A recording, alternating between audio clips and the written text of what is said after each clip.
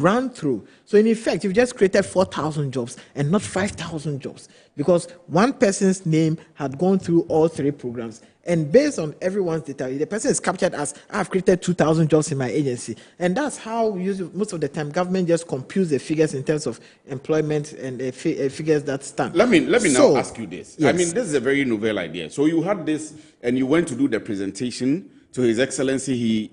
We all saw it on TV, and he agreed with you and decided to form the ministry. But there are a lot of people who think that all of these institutions should rather be one, like the NYA. And I've seen different countries whose institution concerning the youth is one, just the National Youth Authority. And when you go to almost every other country, once we are making reference to anything concerning the youth, it is just the National Youth Authority. That's what the AU Charter recognizes. And so if it is creation of job in artisans, it is the NYA. If it is regulation, it is the NYA. If it is whatever it is the NYA. What do you think as the Chief Executive Officer of the NYA? Should we not have that than to have and that would still make it more effective, the problem you are trying to solve? Because now it is one institution with the entire data, and you can now have a source control and get it all done. Don't we have to do that instead? What do you think as a CEO? Yes, just as you think that everything should be under NYA, and maybe NYA would have sub-departments that would take care of it. It is in that agencies to take care of everything. Because mind you, NYA is not a ministry. It's just the authority that seeks to make sure that it regulates all youth activities. So the authority in itself also needs to report to a minister. So in the wisdom of the president, let's put all the youth agencies under the ministry so that YA is concentrating on job creation, because YA is supposed to also specifically create jobs, just create jobs for young people, find jobs for young people, and create. And you have to regulate. We have to regulate. We have to train. We have to also facilitate and also bring out policies that will help to create jobs for young people. NEIP startups. NEIP concentrate on startups and innovation. So we all the youth agencies are under the Ministry of Youth Development and Empowerment, which then regulates all of us and make sure that there isn't that duplicity of roles, since we all work within the youth space. And mind you, the problems of youth are wide and vast, and there's nothing wrong if you have many agencies under a ministry to regulate, monitor, and make sure that there's that proper synergy in terms of everyone's job. So you don't have duplicity of roles. Example, at the NYA, you don't see us saying that we are doing youth in police model, community community protection assistance, like Malik will do, the fire service, the prisons officer. That is for YA to create those models for them. Yes. Now, you don't see NEIP also saying that they are doing police assistance, fire service assistance, and even policy direction for the youth. No, so on and so that's forth. NEIP just to make sure that let's look for all young businesses who need that stimulus pack and need that training. Now, at NYA also, since ours is to train, that's why we're doing the National Apprenticeship Program under the National Youth Authority. I'll come to that, but you seem to have a very good relationship with your minister. Yes. Is there anything special? Well, aside from he being my minister, I see him as a big brother. I've known him quite for some time. Is it because you work together or he's your friend?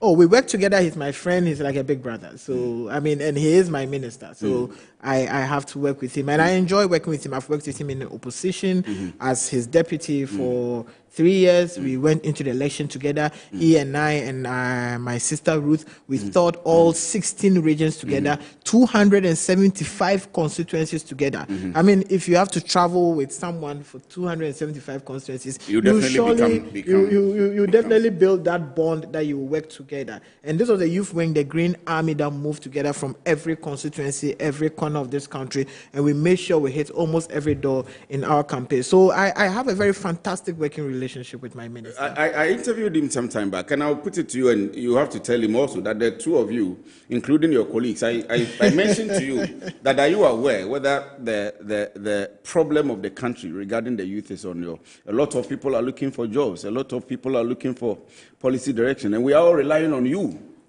I want to know whether you appreciate that burden. But from what you've been saying so far, I think you do. That burden gives me sleepless nights. I won't lie to you. I wake up every morning and I ask myself, are we on track? Are we able to achieve that agenda? Are we on track?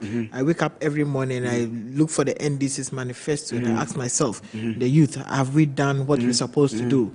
And even myself in my office, we have our own targets. I ask myself, have we been able to reach that? And sometimes, it makes you skip, a bit. I mean, you ask yourself, you don't sleep because the 14.9% unemployment rate. Yes. Larger chunk is the youth. God being so good, thanks to His Excellency, the support from His Excellency John Dramani Mahama, and also the Finance Minister with all the dedication. His Excellency has been so dedicated to. He has shown enough commitment. He has shown enough so far. In the last 6-7 months. Excellency John Dramani Mahama has shown enormous commitment so far as youth. I am a journalist. I'll say enough commitment. Yes, I'm telling you. Yes, I am telling you that he has shown enormous commitment so far as the youth development is concerned. Let me ask you this.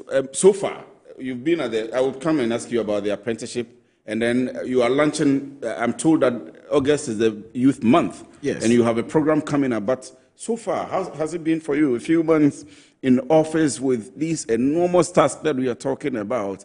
How has it been for you? What have you been doing so far? Tell me briefly, then we'll discuss the apprenticeship program. Yes. First and foremost, we've done quite a number of things, and there are quite a number of things within the pipeline.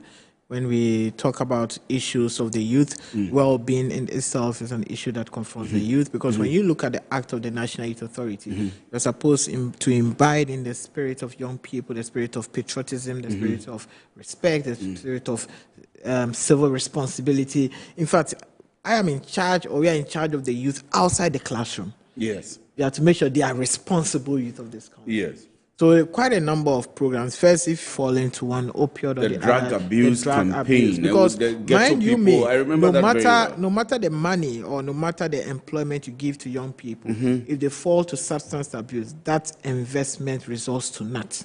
How has that been so far? Is there results to tell? So far, so good. We have other agencies that are also fighting very hard with us.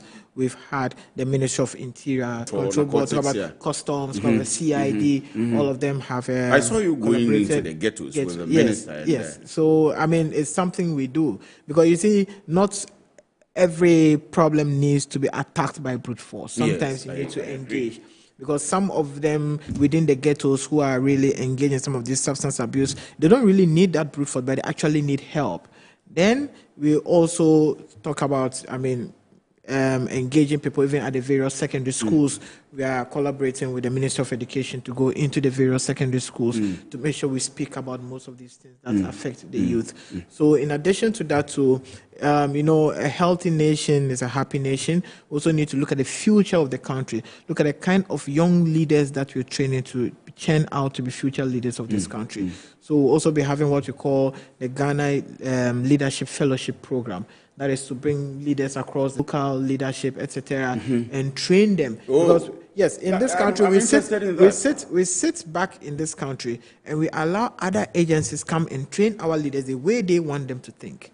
Example, not to run down any organization. We've had the Washington Fellows, the Mandela Fellowship. Yes, Young African Leaders Initiative. We've had British from Council Washington, train our leaders. So what are we doing as a country, as a country in itself, to train our young leaders? Because, mind you, if someone goes through a training through the yearly program, the person is given the training from the syllabus of the country which is coming, its origin. So we need to train them in our own Ghanaian perspective and let them know that they need to look at how we can change very responsible leaders. I'm excited about that because testing for parliamentary position, but even traditional leadership. Because you see, traditional leadership, people within lorry parks, people within the local areas. They have unions, they have chairmen, and so on and so forth. And they move people. Mind you, the most unfortunate thing, the most bizarre thing, the most disastrous thing that can happen to any society is the leader moving the wrong direction. I get it. So that is what we need to do, and that is what we do. Right after our month of August, the next program we're going to do is the Leadership Fellowship Program that we need to bring leaders from every district. So August is the National Youth Month. Yes. And you are beginning with the leadership training. No, the leadership training is after the youth festival. The youth. One. Okay, Yes. so the whole of August is for the youth festival. Yes, the whole of August. So what happens is that that's what we see on the screen. So what happens is that the act that governs the National Youth Authority states that every year we should organize what you call a National Youth Conference. So the National Youth Conference is supposed to just speak on issues confronting the youth, then after which you can further engage stakeholders on the position of the youth on most of the policies or issues that affects them. And that is what actually birthed what we call the National Youth Policy, the various National Youth Conferences. Unfortunately, what I have seen over the years is that the conference is usually just a 2-day program where they just invite a few youth leaders to come and speak and they go. And doesn't like really a stakeholder engagement, and that's just it. And that's just it. The youth that really matter don't really follow. They don't really know what is happening. That's we the people. We the people, like myself. We don't really. No, you're not part of us again, Chief. You're not. But of course, you are leading us. So Yes. I mean, we are so following you. we realize that different youth have different interests and they would contribute meaningfully in different ways. So we looked at various activities, both conferences and fun-packed, that would enable us to gather the data and the information and the news that we need so that we can put together a position so far as the youth is concerned when it comes to our stakeholder engagement. So the first, which is tomorrow, we'll be engaging the traditional leaders, the religious leaders within the Islamic sect. Okay. So we'll be having an engagement with the chief imam tomorrow. So myself, my minister, and some youth We'll be going to the will be chief going imam. to the chief imam after prayers for him to speak a word or two to the youth of this country and advise them. Oh, then we are happy you are here today, because then we begin with you. Yes. So we would say 31st, you are at Metro TV, and then first. Yes. So you'll be the first to announce that tomorrow. Yes. So tomorrow we're engaging the chief imam at the Kanda Mosque right after prayers. He will just speak a word or two to encourage the youth, and the youth may ask 1 or 2 questions so that we can he can say a word or two to help us. Now on the 2nd, which is a Saturday, we're going to have a cleanup exercise, a nationwide cleanup exercise, and this is supposed to be at the various district levels. Okay. It should be led by the MMDCs and the various areas, by mostly the National Youth Authority and all other agencies. So this is just to make sure that all But youth you come are out in with every their district. numbers. The NYE is in Yes, every district. every So district, they are going to collaborate with the MCEs and the youth in the metropolitan, area. yes, and young people in the area. People Wow. to make sure that we do the cleanup exercise. So it's a nationwide cleanup, and so you don't have to come all the way to Accra to join. Exactly. us. That's So, why I asked. So everybody your can presence in join every within district. your district. Just a cleanup exercise. Just to be a 2-hour cleanup exercise. We'll start from 7 a.m. to about 9 a.m. We gather. This is all part of telling the youth that you need to be responsible for your own space. Conscientization also. Conscientization of the things you need to do. Now, the Sunday, which is the 3rd, is what we will have. Another stakeholder engagement with some churches. Okay, so so have them, or the just as we had for continuation the of the Muslims. religious leaders. Just as we had with the chief Islamic. imam. Yes, we also have with some pastors. So, and the next one now is what we call the youth conference proper, which is actually supposed to take place. And that youth conference usually ends on the 12th, which is the International Youth Day. Okay. On the 12th of August. Yes. So that will be happening in Kumasi, KNUST, the Great Hall Auditorium. So the arrival is from the 10th, and the conference will be on the 11th, and we end on the 12th. So it's a 2-day conference. So from the 11th to the 12th, we're having various breakout sessions. Will it be by invitation? Well, we sent out a link for people who want to attend. Will you limit it? Because I've seen one of your programs and your mobilization, of course. I know you have been the young. We don't want people to overcrowd. I saw Tamale. I saw the National Apprenticeship Program. Chief, is there a limitation to people, or people can apply, then you shortlist? People have applied, so we will shortlist because the auditorium cannot take everybody. Exactly the point I'm making. Yes, the auditorium. And I know that when people everybody. see you, and if they don't take care, we don't take care, we'd have a stampede. So that's true. Yeah. So the auditorium cannot take everybody. So we try to go through the list, which at the end of the day will give them accreditation. So, but every district is supposed to send at least between 3 or 5 people. Okay, that's fair enough. That is the district. So we want a fair representation of every district in the country. Every district will send some 4 or 5 youth leaders to come for the conference. Then, of course, because it's happening in Ashanti region, we have so many youth within Ashanti region who would want to come. But there are people also who have applied on their own to come. They are willing to take care of themselves and come because they want to observe. So all that list we're still going through, and we are receiving. They will receive their mails, they will receive their text messages, and we'll prepare their accreditation. Once you get there, you have your accreditation. You attend the conference. Now, the conference is going to discuss a wide range of issues.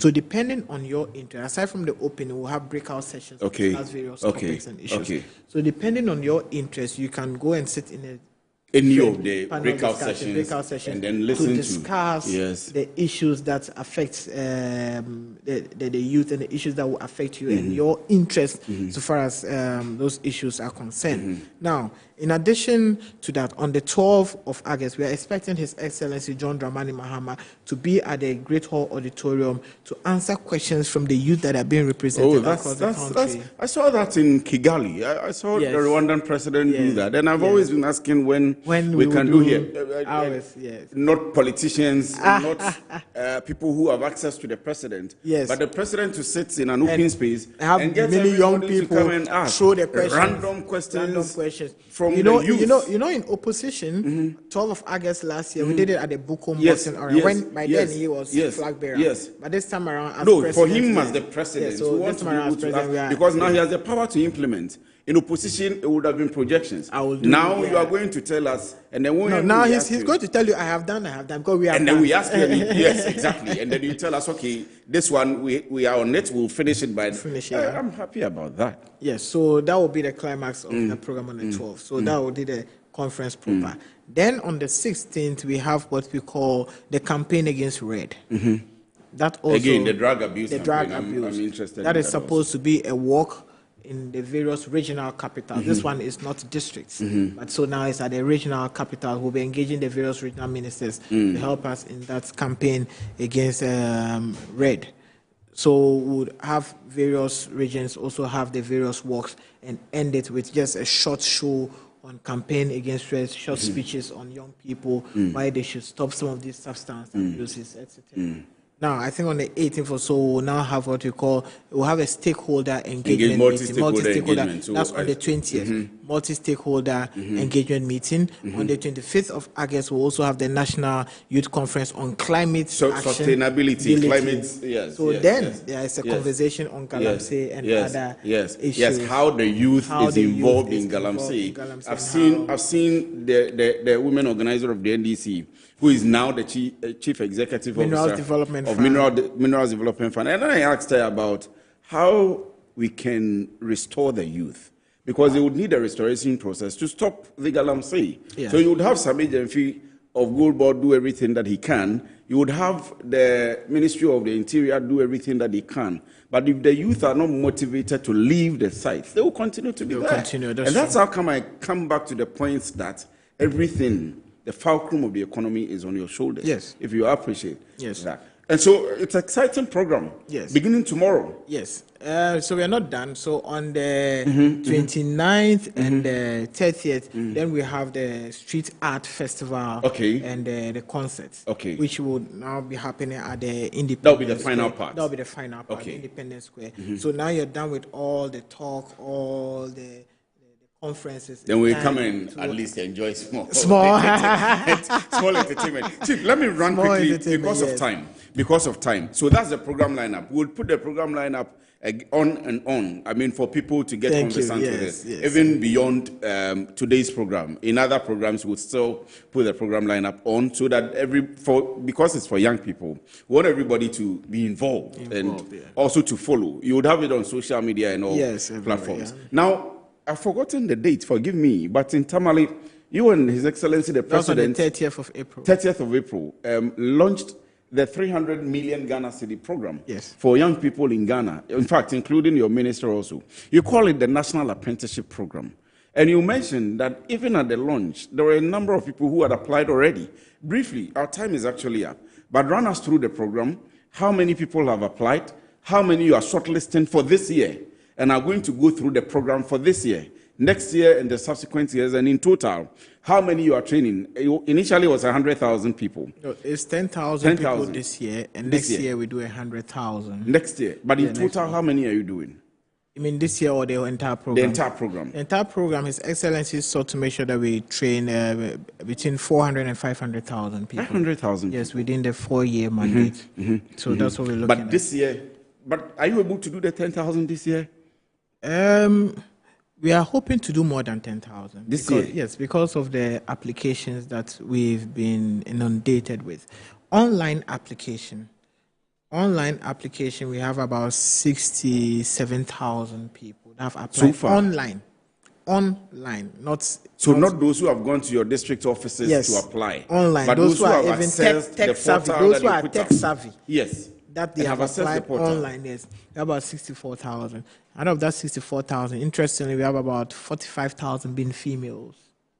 Now, when we put the online and the hard copies together, we're talking about over and above 150,000 people that have applied. So far? So far. Unfortunately, we can do only 10,000 this year.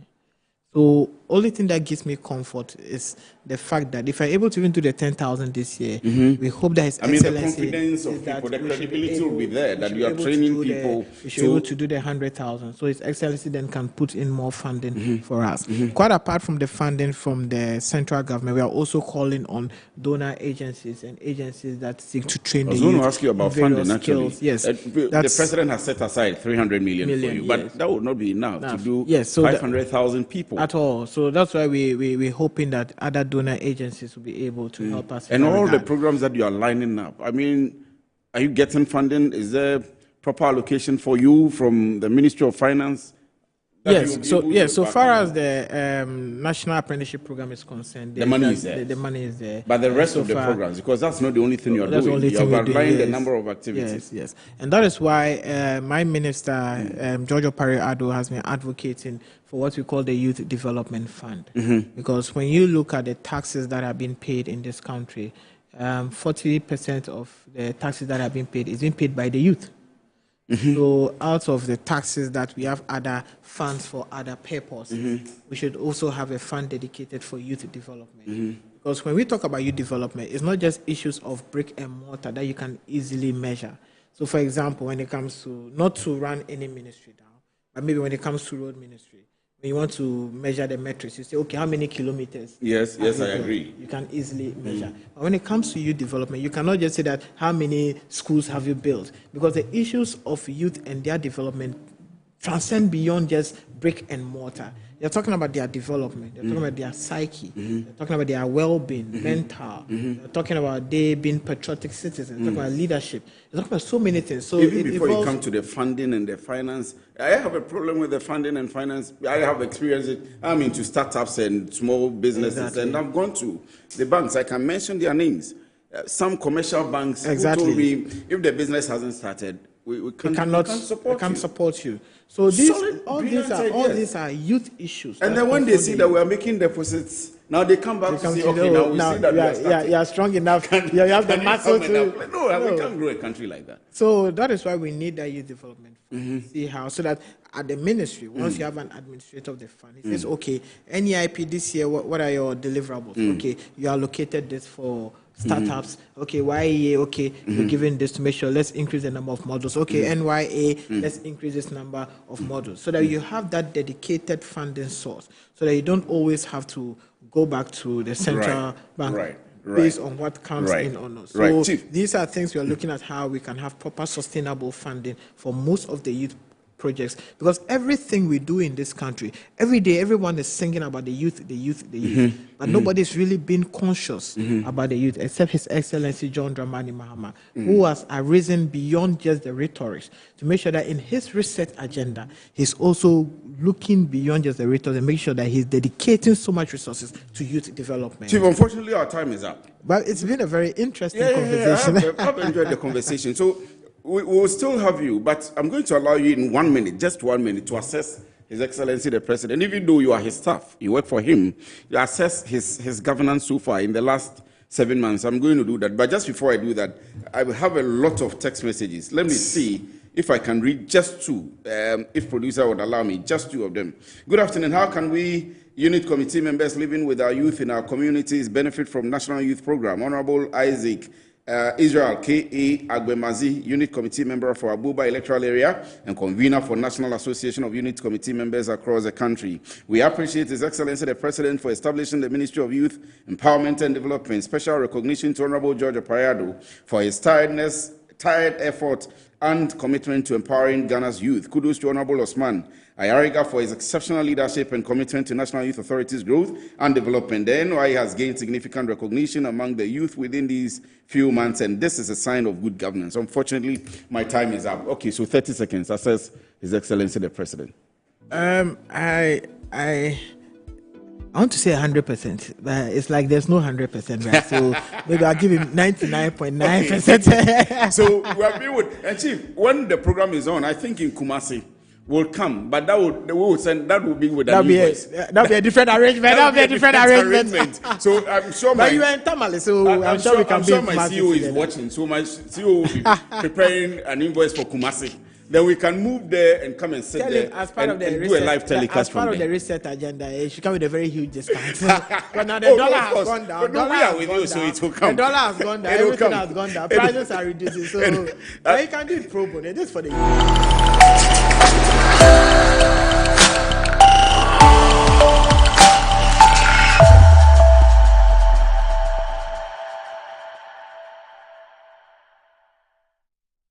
Do you mean to say you are going to go back to your house this night? Of course, Mother. You know there's no way I would spend the night here. But my son is of the opinion that you are going to spend the night here with us. Mama, you will not claim not to know the history surrounding my life. That I did not eventually become a reverend sister has not diluted the fact that I'm not just an ordinary kind of woman. I am different, Mama. I have a calling, and it would be very wrong for me to spend the night here. So I have to go. My dear, if you say so, let me go and call him so that he will go and drop you off to your house. No, Mama, you don't have to stress yourself. No, no, don't worry. Let him rest, okay? I'll find my way home. You will do what? Yes. Do you even know where your house is? Mama, I know it's quite far, but I'll be just fine. Okay. No, my daughter, please, wait. I want to ask you a question. Sure, Mama, you can. What exactly are you doing with my son? Your son? He's my patient. I attend to him like I attend to every other patient. Did you tell you any other thing? No, but as someone who left the convent. Mama, I know exactly where you're headed. And trust me, I would not want to go down that lane with you. Okay? I have like an hour to get to my destination. So I have to trek. Please, Mama, I want to be going. Don't wake him up like I said. If he wakes up, tell him that I left. Okay. My daughter, may God guide you. Oh? Amen. Okay. Why will Chima bring her home? What are they doing together?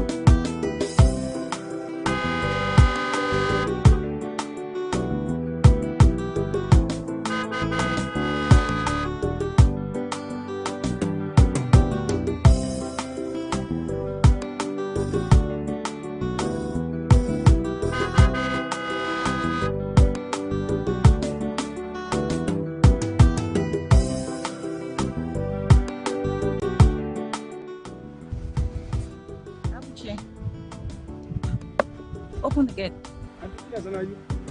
Yes. Wow. Why are you just standing there? Open the gate.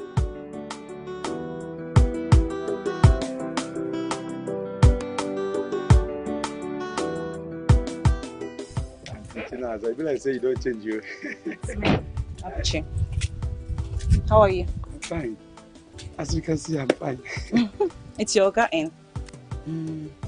My Oga Chima no day inside. He travel for village. Why is he always going back home now? Huh? Now that one no fee answer. Is everything fine? Like, is his mother okay? Are you sure? Yes. The thing we say in normally travel go come back. You understand? Then as for Mama, I perfectly know say Mama they fine. Then they fine. Oh God. Are you sure? Yes, but you get a number now. Make you call him for phone. Yes. Boy, I need one. I've been calling him. He's not been picking. Oh yeah, no network. Make way, boy. Make way, boy. Anyway, if he comes back, just tell him I came. Tell him to try to reach me. Yes. Like, it's very important. I need to talk to him. I will do so. Please don't forget. Okay. And meanwhile, Okay. wait, hold on, Abuchi. Here, hold us. Is it for my Oga? For you. Yeah, for me? But auntie, no, this one no necessary now. No, it's okay. Don't worry. When things normalize, you know how we'll do it now. Okay. I'll give you more. Thank you. And meanwhile, don't forget to tell a guy. No, I will. Tell him to call me. I will. Bye. Oh, yes.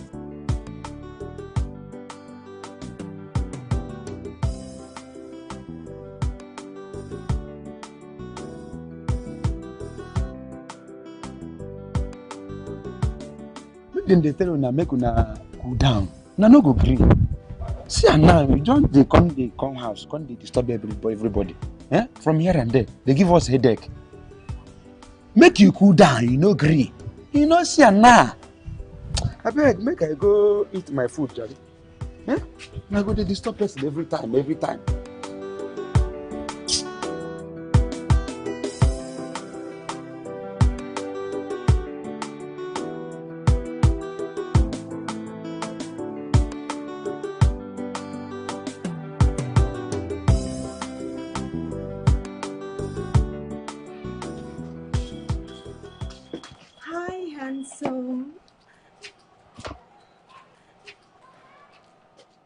Hi, Mary. Oh, you even know my name. But why wouldn't you when you come to our house these days, as if it's your favorite lounge? Anyways, how you doing today? As you can see, I'm doing just fine. I'm healthy. All thanks to your sister. Of course. That's the reason you came here in the first place. Yes. Is your sister in? Tell me something, handsome. What do you really see in her? I didn't get that. I mean, what interests you about her? Is your sister inside? What do you Is your sister around? What are you doing here? Excuse me.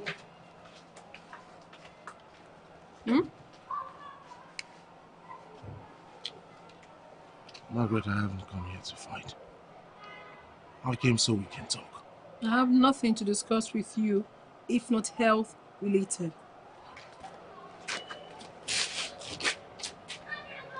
Sorry about that. All I ask is your audience. Give me time to talk to Go you. home. Not after what you discussed with my mother. Please. I have something very important I need to discuss with you. All I ask is you grant me audience. Please. Are you serious now? What are you saying? Of course I am serious. I've been listening to myself. No. So what now? What? From being forced to marry a man twice my father's age to being stalked by you? I'm not stalking you. It's just that the fact has been established. You're still not making sense. I mean, you don't know what you're saying. I do. No, you don't. You don't. You don't know the reason I decided to remain in my father's house. Yes, I failed to follow my dreams. You don't. I'm endowed like they all say, but I'm not happy. I mean, why must it be me? Why? They say it's a gift from the ancestors, but why should I be the one? Tell me which man in his reasonable senses would want to marry a woman like me? And so you decided to spend the rest of your life with a man twice your father's age. You think you do not have option? Do I have a choice? I have to go by my family. You have no idea what they have been through because of me. Margaret, you deserve better. And that's you? All I ask is that you give me a chance. Just one chance. You haven't been listening to me. You have just been listening to yourself. I've been listening to you as much as I've been listening to myself.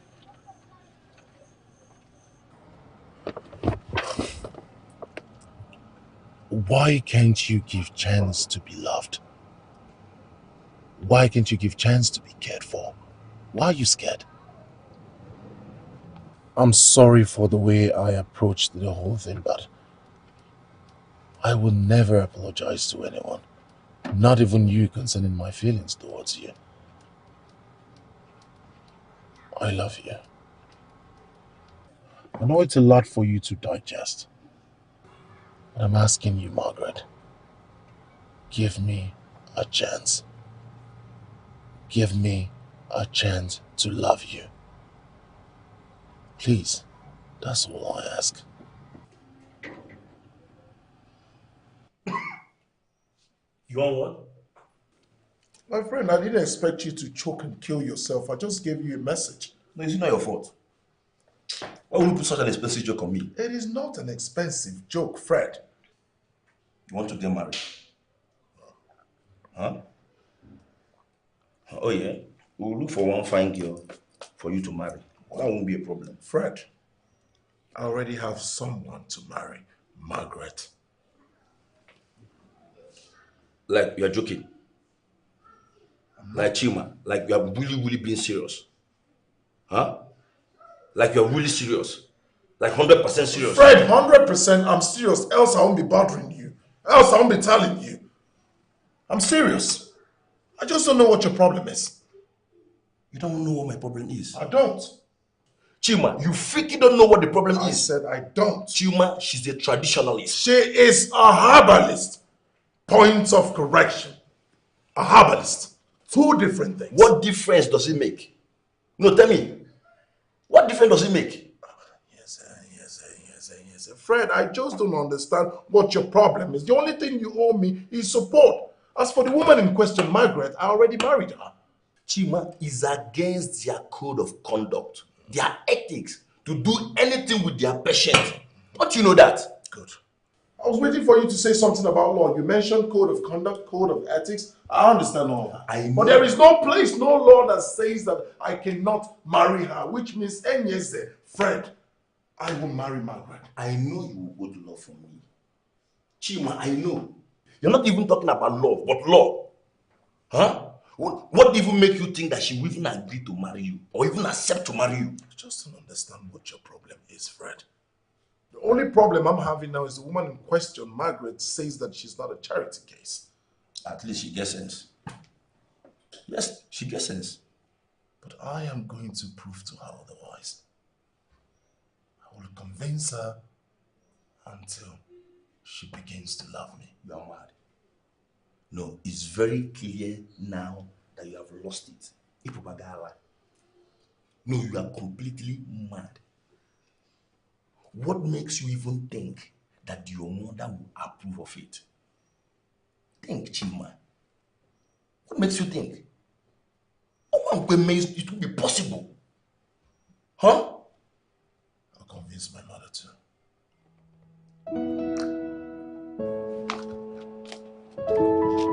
Mary. What seems to be the problem? I don't understand. You behave weird these days and you get really angry at me at every given opportunity. You shout at me. I don't know what the problem is. Listen, if I've done anything wrong to you, just tell me. I will apologize. Nothing. Just nothing, Margaret. Can you stop interrogating me now? I am not interrogating you. I just want to know what is wrong with my sister. Why will you say I'm interrogating you? There is nothing wrong with me. Please. I'm fine. Or do you want to now rub it on my face that you've landed yourself a rich husband? Is that it? It has not gotten to that now. I mean, what has my marriage to Chima got to do with what I'm discussing with you? I don't just like your mood. Today is my day and you're meant to be happy for me as my sister. But I don't understand your mood. Please. Sister Margaret, leave me alone. Please. It's your day. Fine. Please, leave me alone in peace. What is it? Go and attend to your husband, people, and leave me alone in peace. Hey. Don't you dare use such tone on your sister. She is your elder sister. You should accord her that respect. Mama, me. You what? Your sister is getting married. The least you can do is be happy for her. Mama, now, you have switched sides. You have switched sides already. Don't worry. Very soon, I will get myself my own rich husband. And who is praying for you not to get a rich husband? Yes, I don't understand what is wrong with me. She has always been the one telling me, I want you to get married, And today is the marriage day. Please, don't just take anything she says to heart. Oh, this is your day. Be happy. It is my day, but my only sister is not happy with me. I don't understand. Will you kill yourself? I won't, but I just want to make her happy. Let's go inside.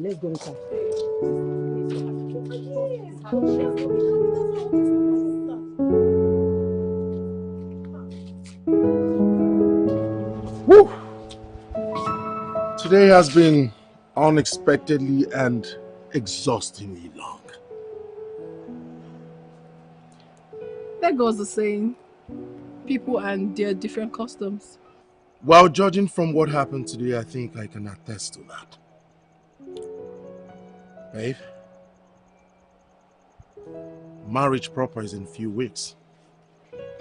Doesn't look like you're ready. How do you mean? I'm not complaining. Well, you women are all the same. It's just different faces, color, ethnicity, origin, state. You're all the same. Judges.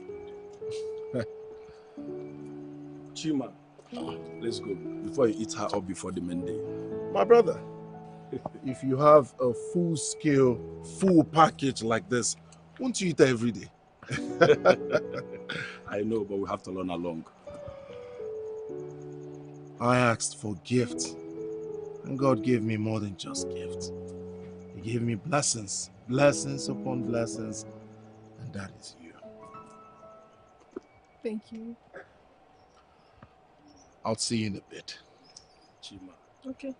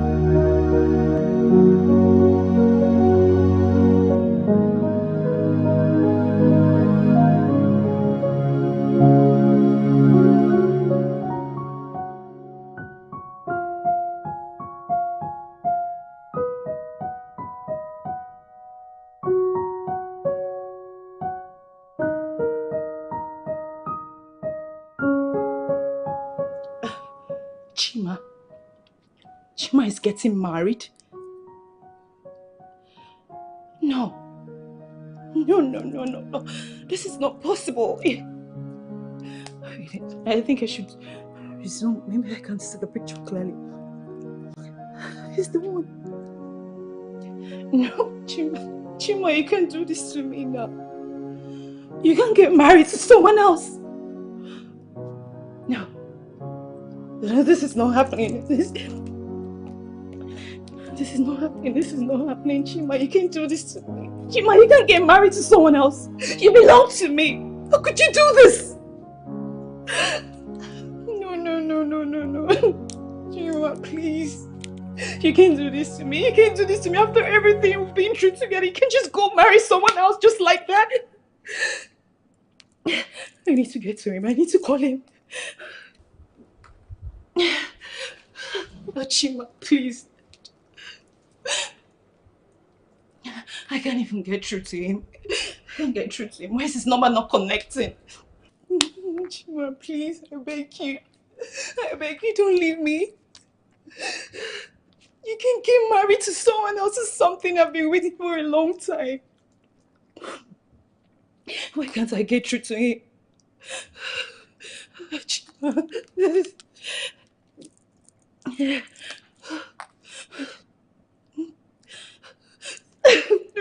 No, Chima, no. Mama Chima, if I tell you exactly how I feel about this, will you listen to me? Have I not always listened to you? But this is different. How different is this? That your son, after much he has done in the city with women, decided to come back and marry from Akeye. You should be happy now. You should be happy. I am not happy. This is where I have problem. Do you know the woman he wants to marry? Yes. Margaret the healer, who is doing very good for herself and her family. You should be happy that your son is finally marrying a woman like that. I am not happy. She's almost a native doctor. Eh? Why will my son end up with someone like that? Her gift came from Chukwu Okike. It comes once in a while. Eh? Allow your son to marry the woman of his dream. And it will cement the love between both of you. Don't even give me that.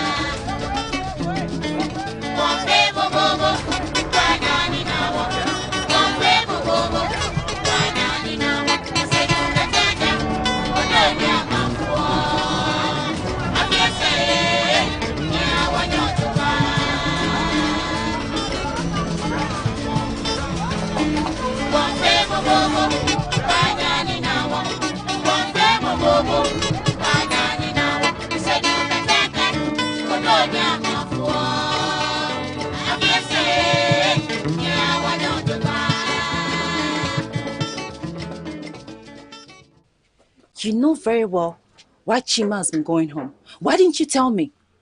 I'm asking you. Auntie Naza, you see, I don't tell you what I know. Oga they travel go village, they come back. You no tell me what they go there to do. Abuchi, you're lying to me. Mama. Yes, you're lying to me. Because I know Chima. And I know how close you are to him. Why would he do something like this to me? But no be you cause am. Excuse you? Did I just hear you well? What did you say? Excuse me. No be you cause am na. No be you leave Oga comot. Now, no be my fault now. No be my fault now. Abuchi, you must be very stupid for talking to me like this. No. Have you lost your mind? No. Huh? No. No. You're out of your senses. What is going on here? Think that you're here. I was just... I got Fred, good afternoon. Gonna leave here and come to your house. What I be here? I came to see Chima. I thought you guys were done. Oh. I guess you saw the news about his marriage. And you're here to confirm it. No, of course not. I didn't see anything. It's okay. That's good. As it stands now, I didn't see any other reason why you should be here. Okay? Honestly speaking, you should not bother coming to my house. Because whatever you seek, you have the answer here and now. Abuchi, open the gate for me.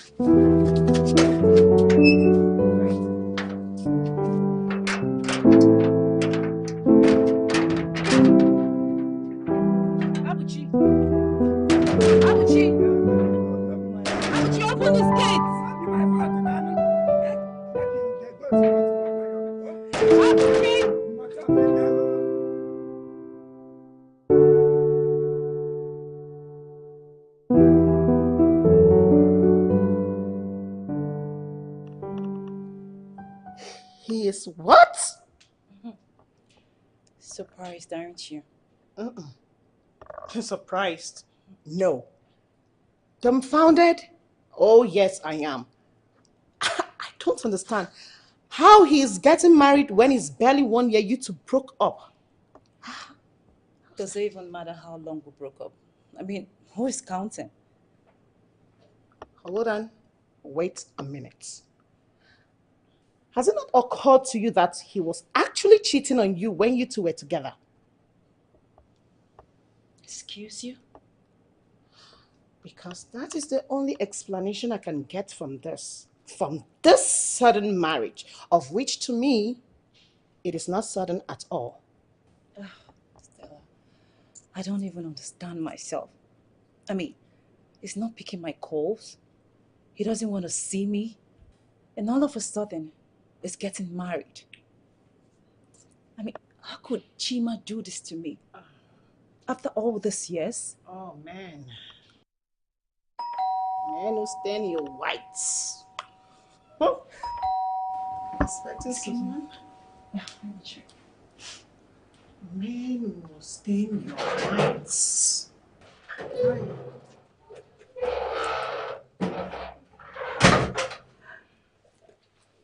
What are you doing in my house, Ivy? Surprise, surprise. What are you doing here? I've been standing outside there listening to this schema. What? Did you just call me schema? I am not even talking to you. Chinaza, I need to tell you the truth. You were the one who left him. You betrayed his love when you got to know his condition. So you don't need to talk. Ivy, doesn't mean that you knew about this. I know everything. But I decided to keep it to myself. Because that is what friends do for friends. Hold on, Nazar. Are you going to stand there listening to this cheap whore that calls herself a married woman but keeps running around her ex? You are so pathetic to say that. Because you opened this your dirty mouth to accuse me of something I know nothing about, I am going to tell her everything. What is it? Is there something I don't know about? This slut here has been doing everything to have your man. What? Chima tells me everything. He has been warding her off, but she refused to stop. You're a liar. You're a cheap, bloody liar. That is what you are. Stop listening to her. Chinaza, I have told you nothing but the truth. This thing here is nothing but a she-devil. She is not worthy to be your friend. Oh, shut up. Keep her away from you. You're a liar, cheap one, pathetic one. Don't listen to her. She's lying, obviously.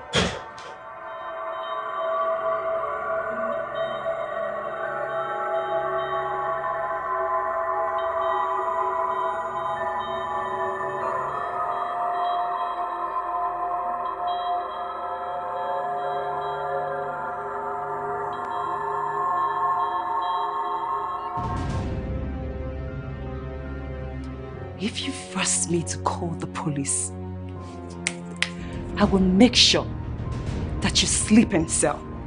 So just get out of my house. Come on, girlfriend. Naza, are you seriously going to believe what she said over me? I don't have to believe or listen to anyone. Everything makes perfect sense to me now. Huh? No wonder you despise the idea of you coming to the house. Honestly, you're so stupid. How could you? Come on. But listen, I know better now. But it's so sad that I'm just seeing and believing everything now. Just go in there, pack your things, and get out of my house. Bitch. Aren't we friends? Where do you expect me to go from here? I don't care. I don't care where you have to go. You can go to the hotel, the motel. That's if you can even afford it. Or better still, you can go sleep under the bridge. I do not care. Just go in there, pack your things, and get the hell out of my house. Hold on. Did you just say that to me? Seriously? You are a green snake under the green grass, Stella. Pack your things and get out of my house! Okay. It is fine. I'll go. Go, please. But at least you know who my boyfriend is. And remember, I will make him get to you. And you pay for it. Oh, please, shut up! Just shut up with that your unending, useless story of your non-existing boyfriend. Just go in there, pick your trash, and get the hell out of my house. You're very stingy. Get out! Don't see you here, you snake. So stingy. You just want to enjoy all of these goodies alone. Oh yeah? Well, I will leave. Leave! Go pick your things. Go pick your trash. Get out. Everything that is in this house, I'm not even what my boyfriend's Of course, your boyfriend. I will never. Boyfriend. That's all we get to hear. Boyfriend! But you have nothing. You're still here. Go in there, pack your things, and get out. Stingy girlfriend. You snake. Of a house. Oh, python. Let me even come with you so you don't have to steal my things. Cheap slut. Look at it. I've been such a fool. How could I have believed everything that Stella said to me?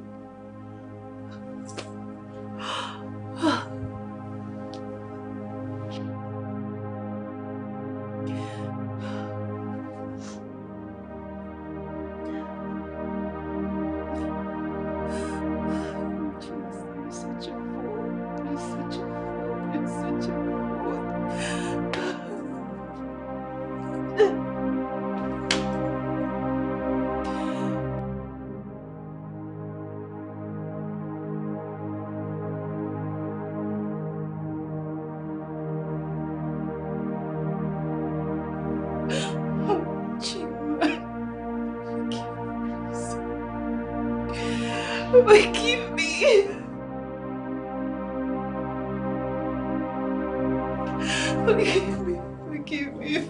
me. Forgive me. I'm so sorry, I'm such a fool.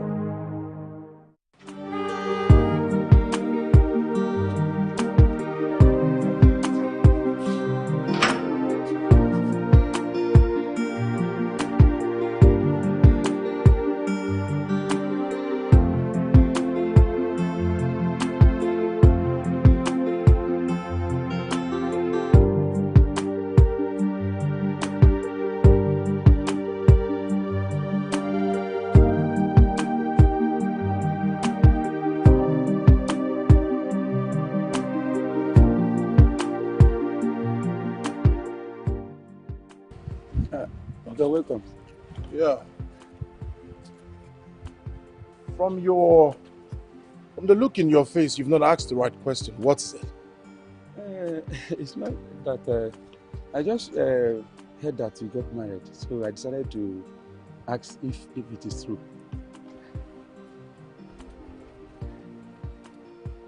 You heard I got married. From who? Nah, Auntie China's come here, come they shout everywhere, say you don't get married. Chinaza was here? Yes, sir. She came to make noise here? Yes, sir. All right, Abuchi, yes. Yes, I'm married. As a matter of fact, I'm just coming from my introduction. So, I'm married. You okay now? Okay, sir. I just want to know, sir. Now you know. Yes, sir. Okay. My bag.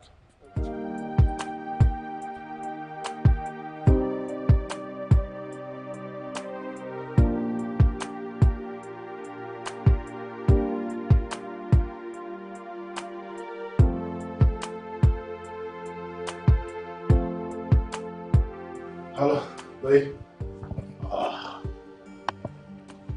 Yes, I just got back. As a matter of fact, I'm just taking off my clothes.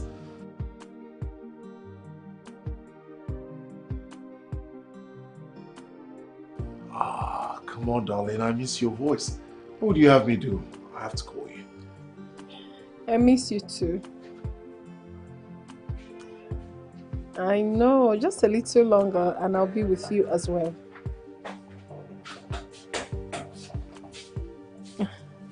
Okay, my mother is here now. I'll have to talk to you much later. Is that my in-law you're talking to? Yes. Okay, my greeting. Okay, Mama and Mary are greeting you. It's all right. I'll call you back. Queen Eliza, are you done with masquerading yourself? Because if you have, just get up and go to the farm and get me some cocoyam. I want to use it to cook the onubu soup I'm preparing for dinner. Mama, I should go to the farm. And do what? Are you deaf? Mama, Margaret is here. When did I start going to the farm? Since today. You don't expect your sister to go to the farm.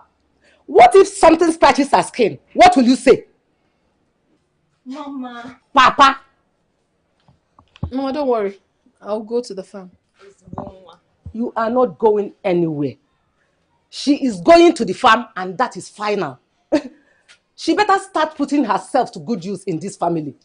And besides, your hands are full, you know, with my in-law and the people you attend to. So let's not disturb you. You know, girl? Just continue with what you're doing. Only. And before I come back, and the cocoyam is not in this house.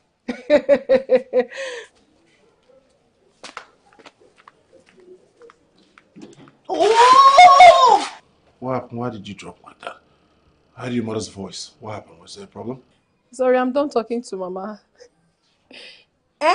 Mama now pampers me like an egg. She wouldn't let me lift up my finger.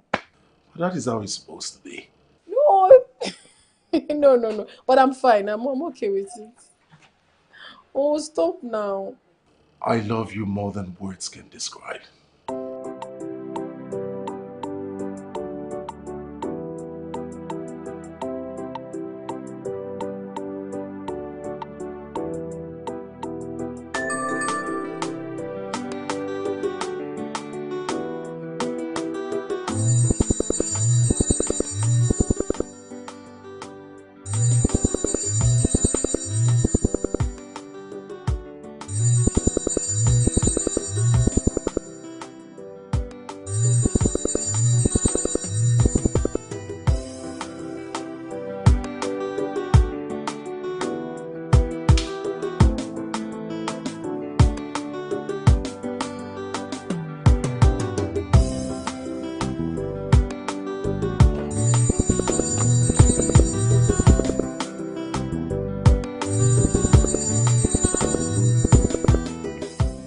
What do you want?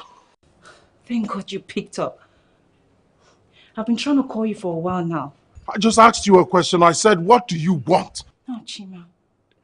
I was thinking that we can hang out again and catch up on old times. Excuse me?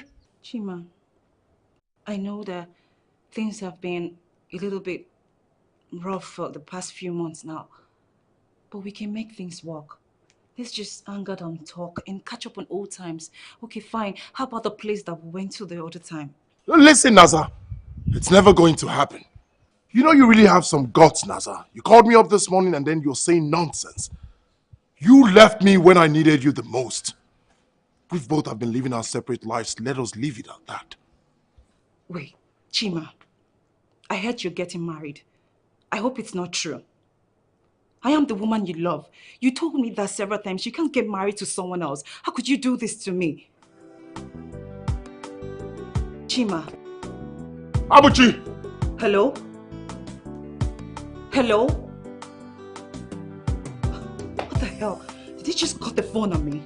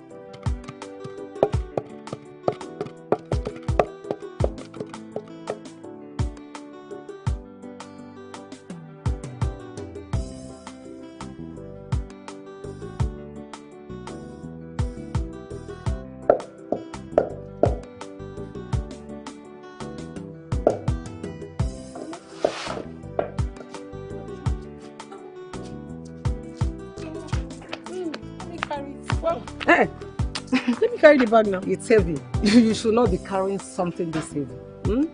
Where is Mary? I can carry the bag. You cannot carry it. It's heavy. Where is Mary? Mary!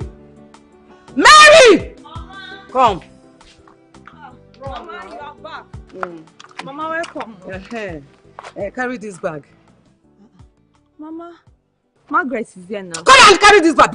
Blab also. So Margaret is there. Blab also, Gaba. Hey, Mama, I was going to tell you something. What is it? Chima called and he said he wants me to come to the city so that we get things in readiness for the wedding. You're still asking. When are you going? We haven't discussed on the date. I told him I needed to speak with you first. Okay, it's good you told me first. Anytime you decide to go, let me know. I'll get you something you go to the city with. Thank you, Mama. Oh, Malicham. Mama, how was the market? Very fine, nobody.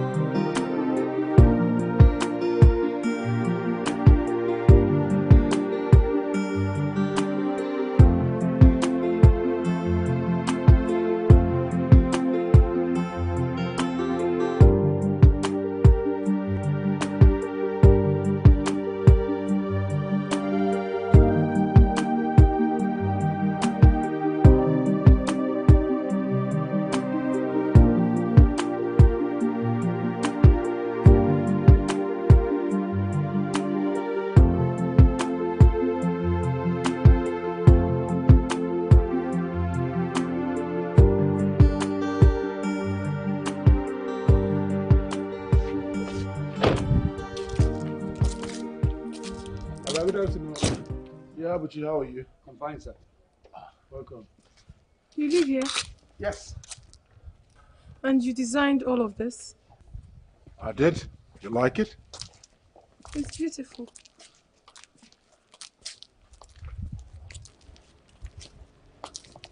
Sister Margaret. Chimo. Sister Margaret, now you be this? Do I know you? That one go hard. Oh. You might not know me, but for our village, you are a celebrity. For your village? Yes. Are you trying to say you're from Aki? Bam. Aki's son. Life and direct. Yeah. That means you're my brother? Yes. Nice to meet you. Welcome. Oga? Okay, but I say now your new wife be this. Yes, Abuchi. Abuchi here is the one who told us about you. Okay, yes.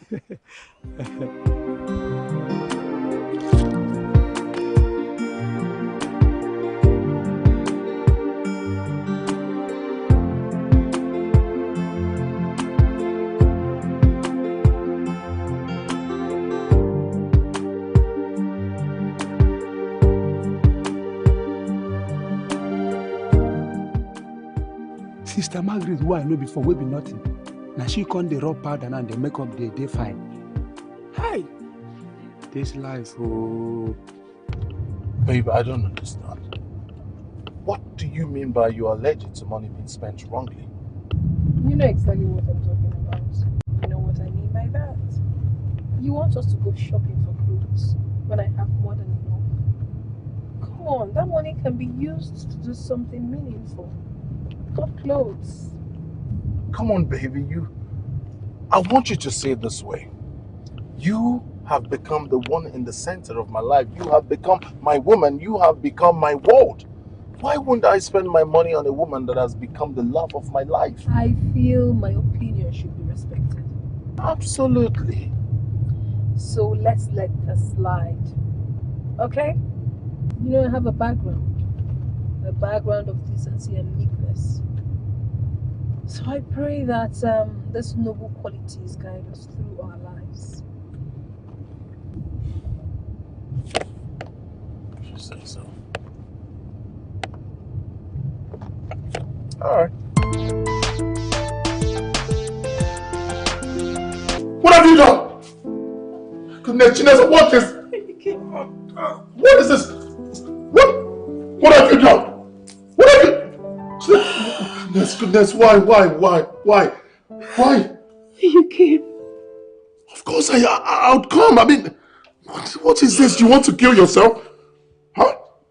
And I'm asking you, you want to drug yourself? Do you think that's the best? You don't love me.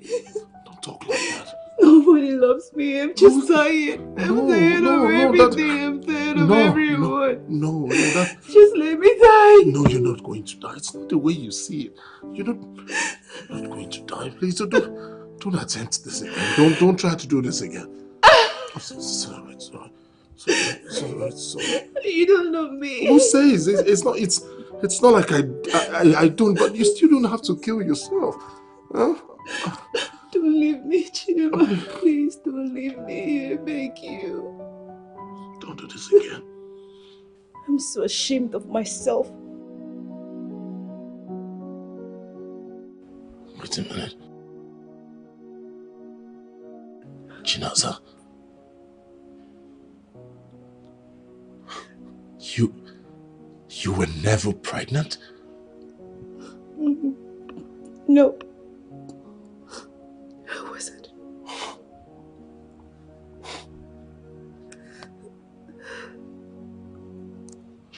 Why did you lie to me? Because I love you so much. Because I was so scared. I didn't want to lose you.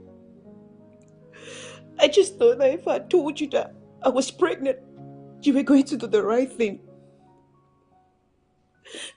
But I didn't know everything was going to go so bad. Please forgive me. I'm sorry.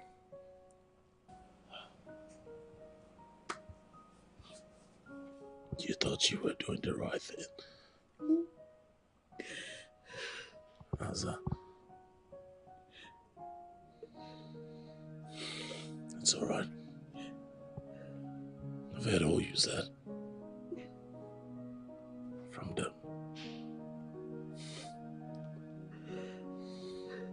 From the deepest part of my heart, I forgive you. Let bygone be bygone. It's alright. Just stop asking me to forgive you. I have. But I just want you to know that we have no option than to live our separate lives. Chima, but you are my life. I cannot live without you, please. No. It is over between us. I need you to know that this cannot work. It's over.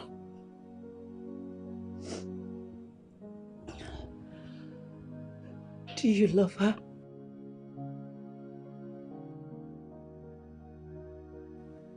Yes, I love her. I wouldn't have made such commitment if I don't. Of course I love her. And does she know? Does she know about your condition? This is it. This is where we draw the cut. Just take a good look at what you're telling me. Is this why I'm here? Is this what brought me here? You remind me of my predicament. Look at you. You're here professing love. Where were you when I needed you the most? You turned your back on everything that we shared. Everything that you and I built together, you turned your back on it. Because I loved you. I loved you with all of me. And when it was time, when I needed you the most, you turned your back on me. And as if that was not enough, you went to all the radio stations and you broadcast my predicament to the world so that they can see me for who I am. A half man. And then God sent me an angel that took me in and made me whole. And here you are, talking to me about love.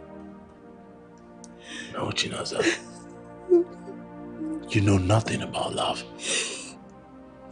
But I loved you.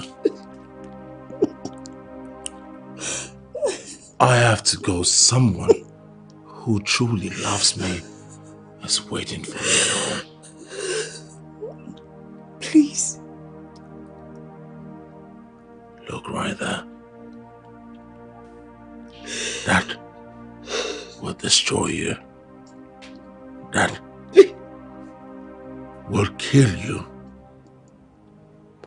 faster than you know. Stay away from it. You still have your life. I am nothing without you. Still have your life. I have no life. Live it. Chima, please. Chima. Please.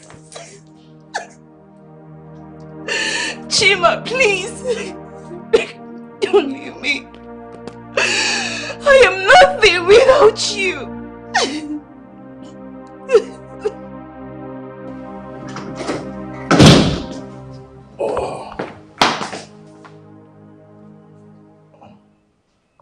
Hey, babe. You're still awake? It will not be responsible of me to go to bed, considering the way you rushed out. Oh, yes. I had to go help a friend salvage the situation and rush back. Oh, so how is she now? Stable?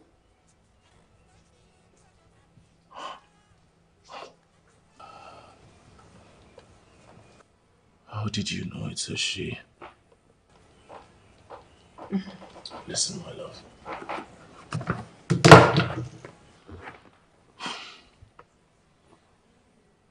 You're the one and only person in my life.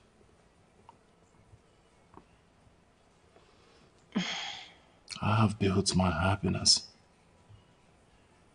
my world around you. You single-handedly changed my case permanently.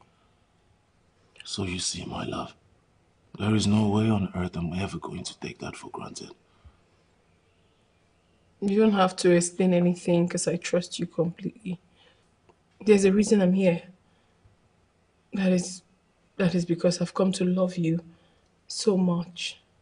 And I'm ready to go all out for you.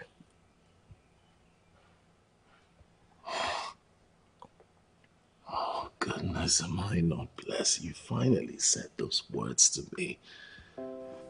Am I not a fulfilled man today? Huh? God brought us together for a purpose. Yes. God brought us together for a purpose, and one of the major purposes is that you came into my life and made me the happiest man. And so I ask you this day, if it's the will of God, will you marry me, Margaret? And I will gladly spend the rest of my life with you. Say yes, and I will be the happiest man on earth.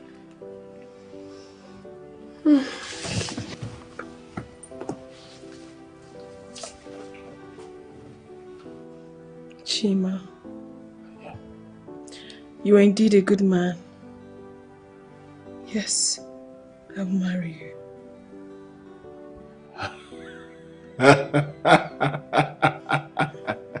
Yes! Oh my goodness. My goodness.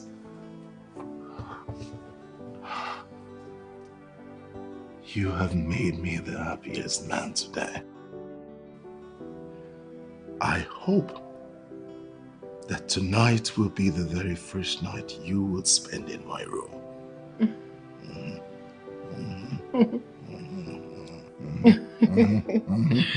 I want you to always remember that I am still Sister Margaret. And yes, your wish will happen, but it will be done rightly. Look at the way I am falling for you, like said today on my birthday. Everybody know that I'm falling for you. That's why I want you to be my baby. Just when I think of is lost, you came around just to feel that emptiness right inside my heart. Father, Lord, have mercy, but I cannot help it but to say it feels so good to find true love again. Whoa. Especially when you think our hope is gone, and deep inside your heart you know that all is well, and you will see it with your eyes that you're falling in love. Oh hey, oh, hey, na na na na na, hey, oh yeah, whoa.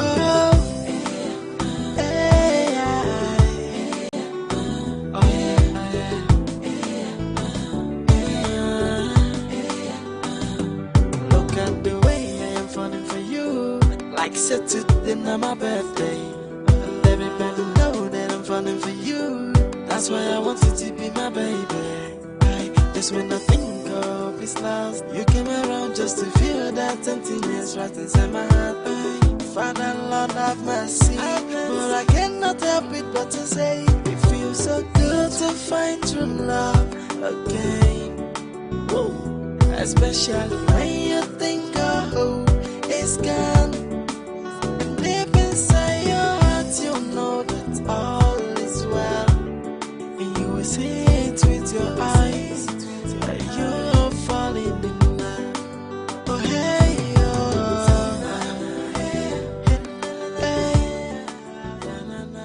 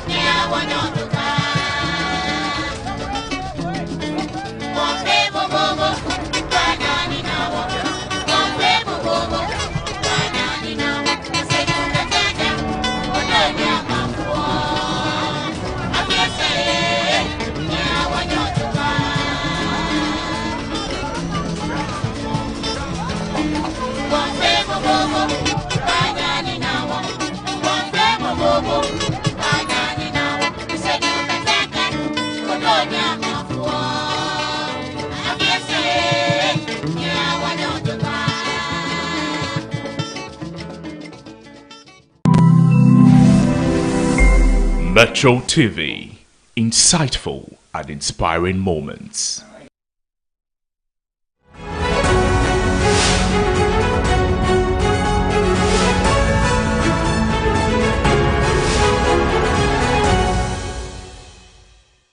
A very good evening to you and welcome to 1-on-1 here on Metro TV. I am Bright from Nakosi. From Matrus here in the capital Accra. We are live on DSTV channel 277, on Facebook, on X at Metro TV Ghana, on Instagram, and also on YouTube at Metro TV James. Go on there, follow us, like, comment, share the links.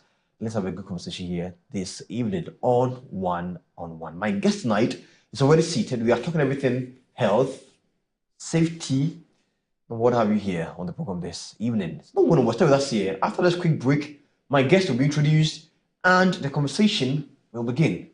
Stay with us.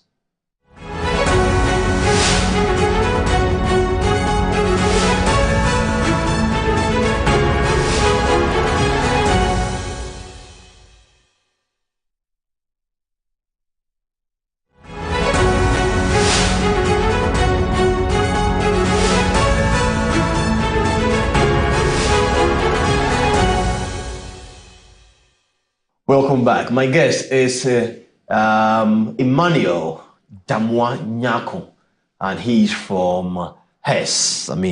They call it the health, right? Yeah, environment. Health, environment, safety, and security. Yeah. We are talking about this here on the show today. Let's talk about how businesses are supposed to be.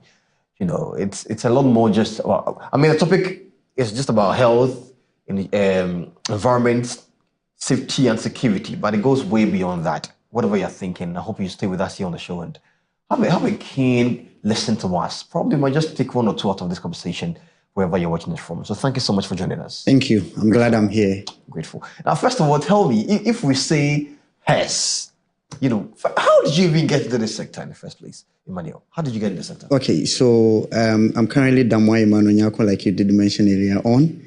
I'm the director of business portfolio. Mm-hmm. So I started by attending the HES Awards itself, where I was an award recipient 2 years ago. And on the whole idea of, okay, after the awards, what's next?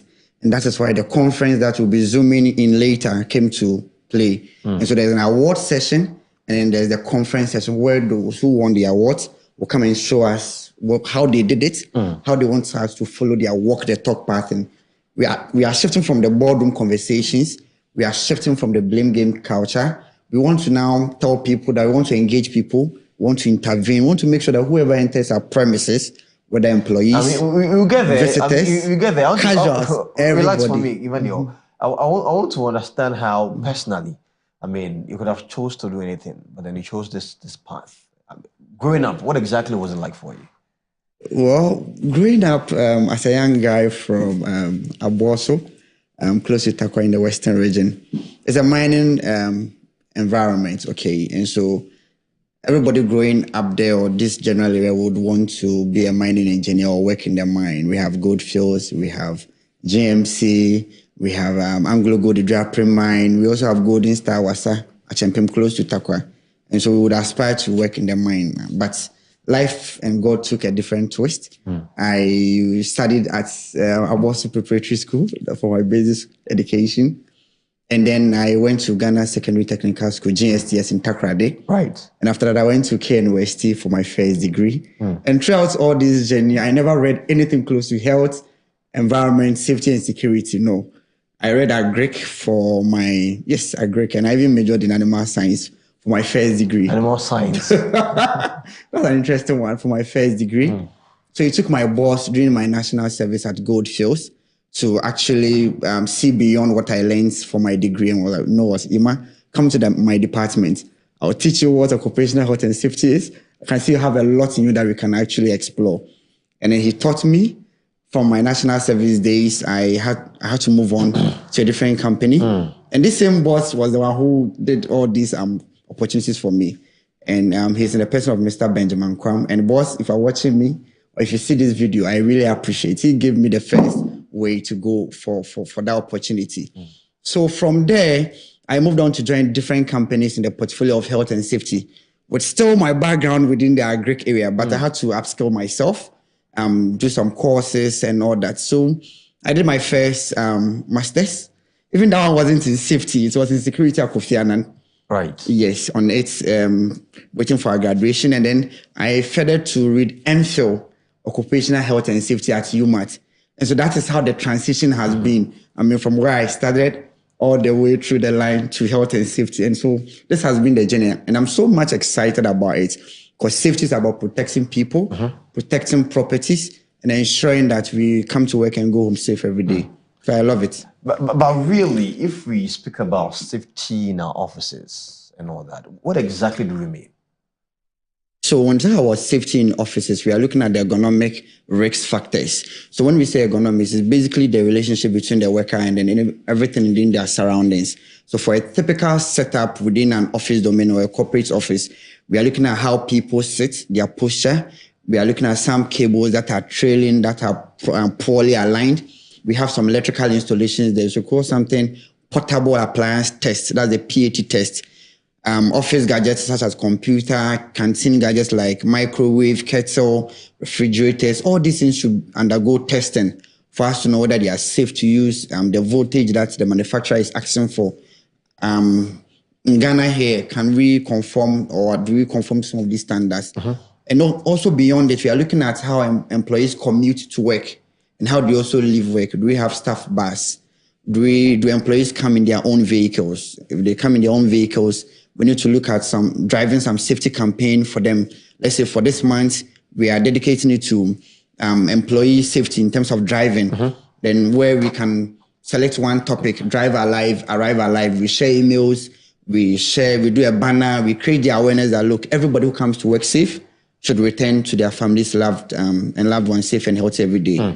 I mean, I want to believe that probably because of your field, you may have encountered a number of issues in offices concerning the safety and all that. What really is the number one issue when it comes to, companies, offices here in Ghana compromising on the level of safety for either the office or the employees?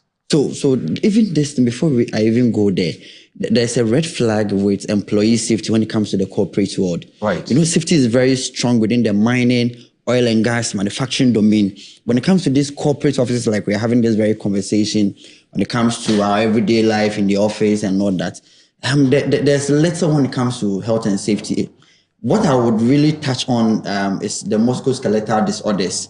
They are basically... Musculoskeletal disorders. Yes. What does it mean? So they are basically injuries to the tendons, the nerves, to your spine nerves, whatever, because of our sitting posture. And also in some environment where people do repetitive activities or tasks, to some extent manual handling, you are lifting, you are lowering, you are carrying, you are pushing, you are pulling and all that. Right. Little do we pay attention to some of these things. And there are no regime training programs to create the awareness that if we continue to do these very activities without risk assessment, without proper measures, without following the procedures, today you might not see the ripple effect. Today you might not feel it. But in the near future, after your retirement, and some of them might not even come with after retirement, you might have the effect within the acute ones. You might have them within some few years into your work.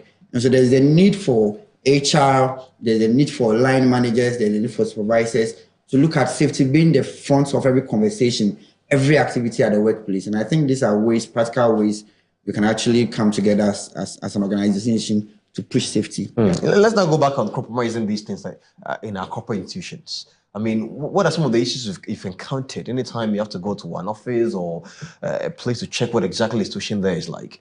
So from my experience, the basic ergonomic risks might not be at the play more because people don't even know that they are not supposed to sit in this posture for these hours. People don't know about screen time, where they are not supposed to watch on their laptop or keep working and straining their eyes throughout. Trust me, some people come to work at 8 a.m., they turn on their laptop. Even lunch, it will take someone to come and call them, Charlie, let's go for lunch. People have no breaks in between their activities. There's poor engagement, their workstation itself. Previously we didn't have this swivel or adjustable chairs. We had these wooden chairs that are straight and upright. If you sit close to chairs where you can actually pull up or lift up, can also lower so that the human being would adjust to the work surface. And so beyond that one, when we go to corporate office, apart from some of these ergonomic risk factors, we also look at the safety one in terms of fire. Most companies, per my first engagement, do not have fire extinguishers around. And this is sometimes have a fire certificate. And before you get the fire certificate, you are supposed to undergo comprehensive fire risk assessment, where some of these provisions will have to be at play before you get the fire certificate. And so one, they do not have the fire certificate, and that is obviously because they are not even following or complying with these regulations by the Ghana National Fire Service. And so issue of fire extinguishers, smoke detectors, gas detectors, fire alarm will be nothing to come to play. You get it. And so it's about time, like we are saying, when we go for these rounds, we try to engage them. We raise the flag. Yo, you have safety person here? No. Is the HR have even policies that really speaks to health and safety? No. Then you know where the company is going in terms of their OHS or occupational health and safety. So whenever we see it, we don't just look at the measure here. Yeah, so that's a plus. We have them on almost every single wall here at our institution. We have a fire extinguisher. Even in the studios. So you'll be surprised you can visit an entire facility and there will be no fire extinguisher. It's very possible.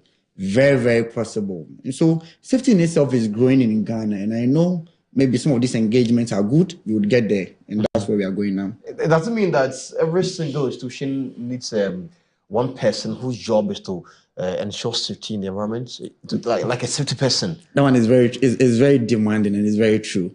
It's about time most companies, if you're HR, if you're a manager, you're watching this very show, we need to assign one person to manage health and safety for us. The person will not just do the safety aspect, just as we are saying, health, environment, safety, security, and even to some extent, well-being, right? So they would actually bring up some ideas to do some after-work keep fit, these yoga sessions, for instead yoga of people, sessions for employees. Yes, instead of people go driving to work and do yoga. Yes, instead of people driving to yoga, this area, they can just invite the trainers or the facilitators here, do a small setup. They are good to go. My company like this, we have after every quarter, we do an in-house or internal aerobics, and we invite the gym instructors. So employees cannot close from work at 6 or 5 and drive all the way to the gym. Stay in traffic. Just bring them. So instead of work closing at 5, we close at 4:30, and then we do the aerobics for 30 minutes. And these are initiatives that the HSC person or the safety person can bring on board.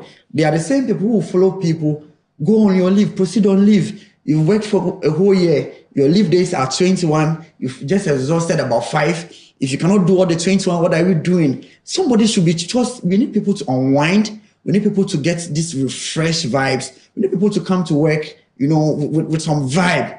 People come to work and they're already tired and grumpy. They cannot be productive. Some of them come in and looking really grumpy. Yeah, so it doesn't sit with the HR department to do this. It sits with the occupational health and safety department to do this. But once we are not enlightened, once we don't know about some of these things, then we cannot even have this conversation with dedicating one person or assigning one person to take up this very job. I mean, you speak of the outfits inviting gymnasts and probably those who are involved in yoga and all that, help the employees unwind and refresh their brains and might and all that. But then who pays for this? Well, so I mean, it's a relatively fair question. Who pays for these things? So normally, if you have a department responsible for some of these things, they would present a budget. They will propose a budget for next year. We want to have these aerobic sessions quarterly, and so we're gonna have it quarterly. So every 3 months, we invite one person to come. And normally, let's say their TNT will be like 1,000 cedis. If there are 2 instructors, 500 for each person. I'm sure every company will buy into this. I mean, budgeting 2,000 cedis or 4,000 cedis throughout the year for these aerobic sessions, inviting the instructor to come, as compared to the ripple effect, or you want to just cascade it down to how people will be a bit bumpy, like you said, they will come to work all tired and they don't know what to do and all that. People will go in for it. And trust me, we have employees who have their gym kit and all that at the back of their boots, and after work, they want to just visit any gym and just, release some stress and all that. So if you bring them, they'll be good to go with it. And so we can actually work around it, present a budget, and the company would actually look at this for us. We've not started. Most companies have not gotten there yet. And so it's like, hey, what's he talking about? When we start with some of the benefits I've already mentioned, I think we will have a clear path with this one. Is there any way probably in labor laws that suggests that it's a must for companies to have, heads of safety departments, or probably incorporates or inculcate such exercises and practices in the institutions? There is. When you look at the labor law, part XV, that is 15, it highlights some specific occupational health and safety provisions every company should actually provide or make sure they are available. Yes, it does. And so if the labor law actually instructs or mandates companies to do that, then we have a legal backing to do that. Even our 1992 Constitution, Article 13, if I'm doing a bit of paraphrase, says nobody has the right to take your life intentionally. And so when you wake up in the morning, you take your shower and you sit in your car and you are coming, there should be no obstruction. You should just come to work safe. Come and work and go home safe. Our laws of the land actually support this. And the labor law actually specifies it in the part XV. That is the 15th part of it. And every HR person knows this.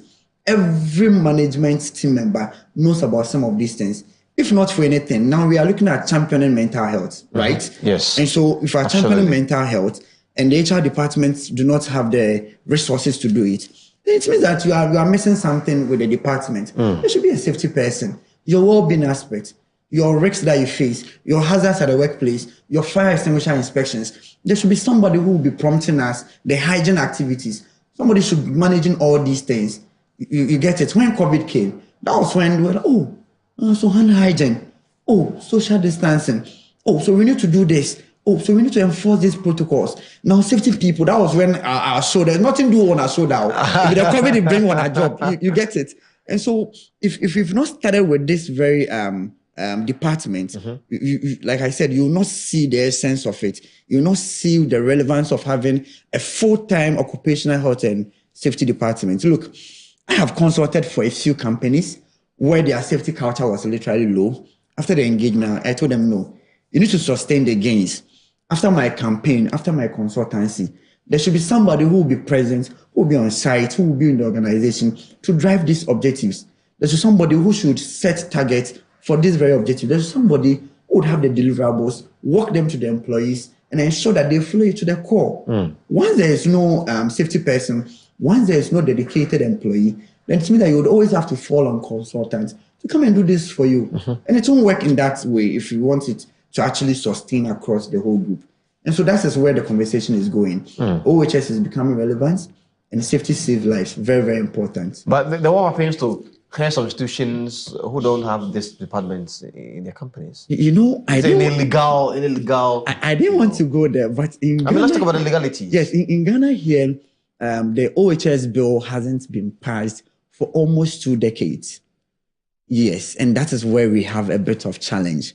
If the OHS bill has been passed, then we would go to the Labor Act or the Labor Law, Part XV. We'll go into the 1992 Constitution and come and put all this under one umbrella, and we are good to go for it. When you go to the mining environment, their safety is very strong because of their allies. We have the LI 21A2, that's the Health, Safety and Technical Regulations. You dare not go to the mine and you drive at a speed beyond what they have their speed limit.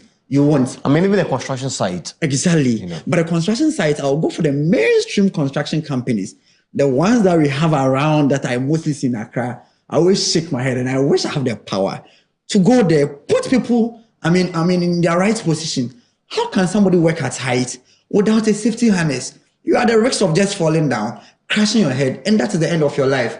How much is the employer paying you? How much would they pay to your family as compensation as compared to you having your full life, living it, taking care of your kids or your loved ones, seeing them grow? That is the essence of life. Look, we have people who do not care about safety.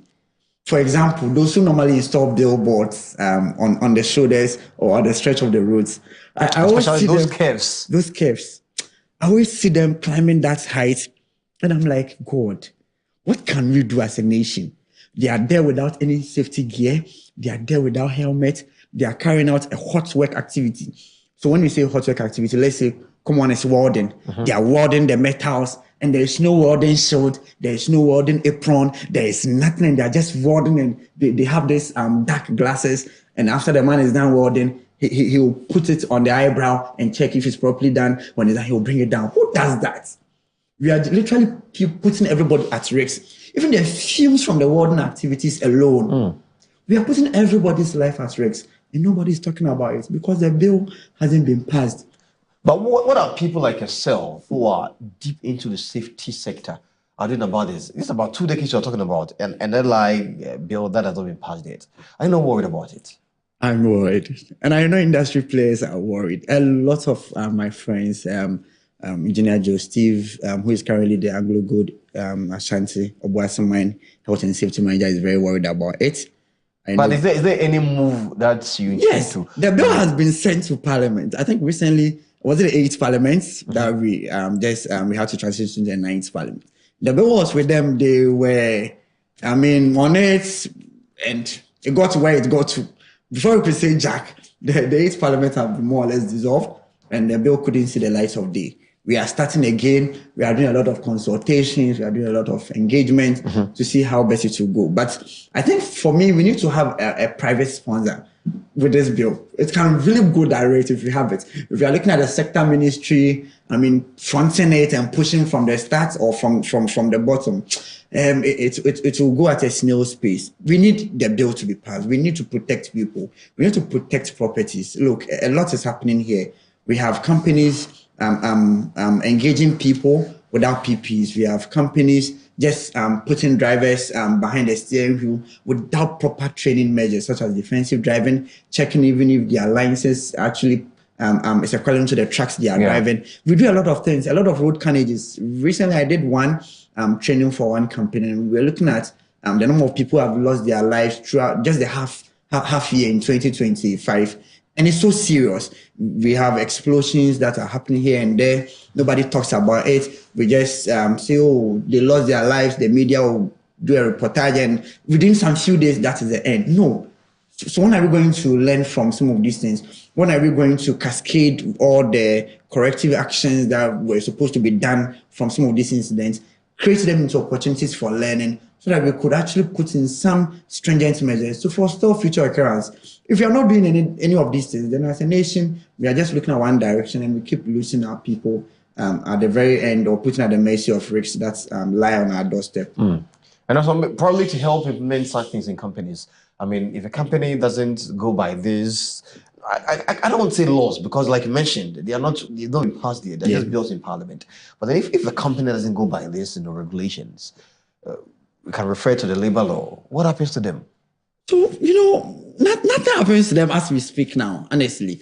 But some companies are also looking beyond their budget. They are looking at they protecting their properties. If we come here and we have a private security contractor manning our gate, ensuring that access control is restricted, ensuring that employees here are safe, ensuring that we have fire extinguishers, ensuring that people proceed on leave, then that company is forward thinking.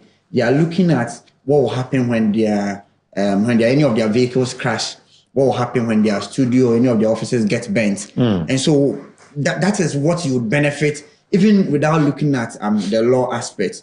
Some companies are doing it, and they are getting the benefit for some of these things. So we shouldn't look at the law. We shouldn't look at the Labor Act. We shouldn't look at the LI, which has not been passed yet. We as organizations can actually do what we call the best practice. So when I say best practices, we can adopt them from some standards. For example, now we know most companies are doing the ISO certified. So we have the ISO 9001 quality management system. You see, Ashford does their advert.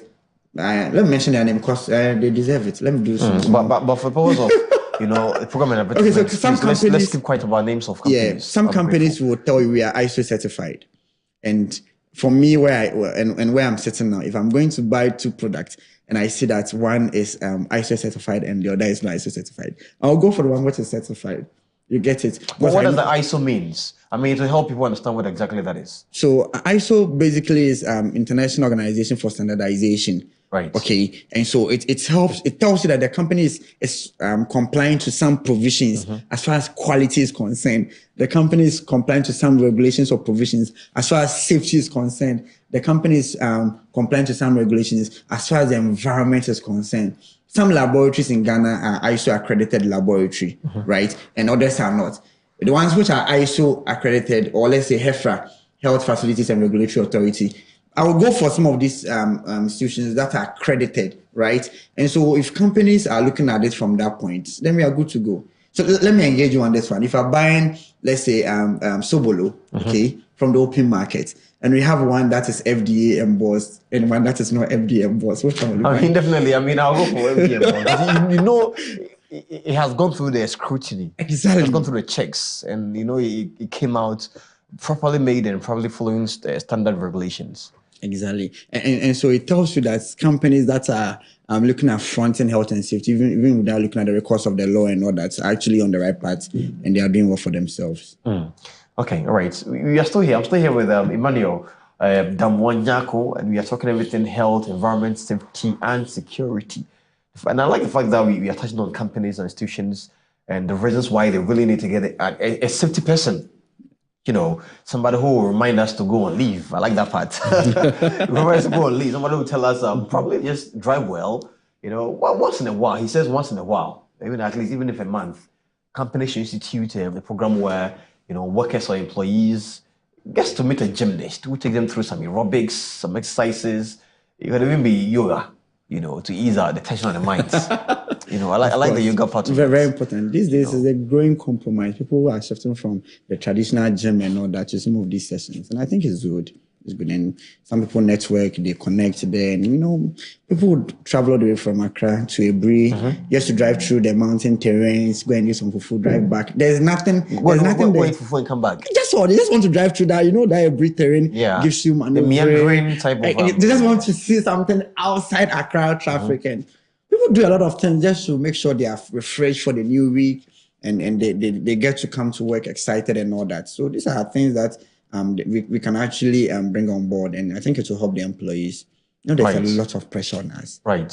So don't you go anywhere. I mean, he speaks of an award and some conference that's coming up with the association. I'm happy about that. At least we get to have young people in business understand what exactly this particular safety and, you know, security really means when it comes to the institution. So don't go anywhere. This is one-on-one. I am Bryce Lakusim, and I'm still here with Emmanuel Nyako Damwa. We are talking everything health, environment, safety, and security. Stay with us on one-on-one. We'll be back.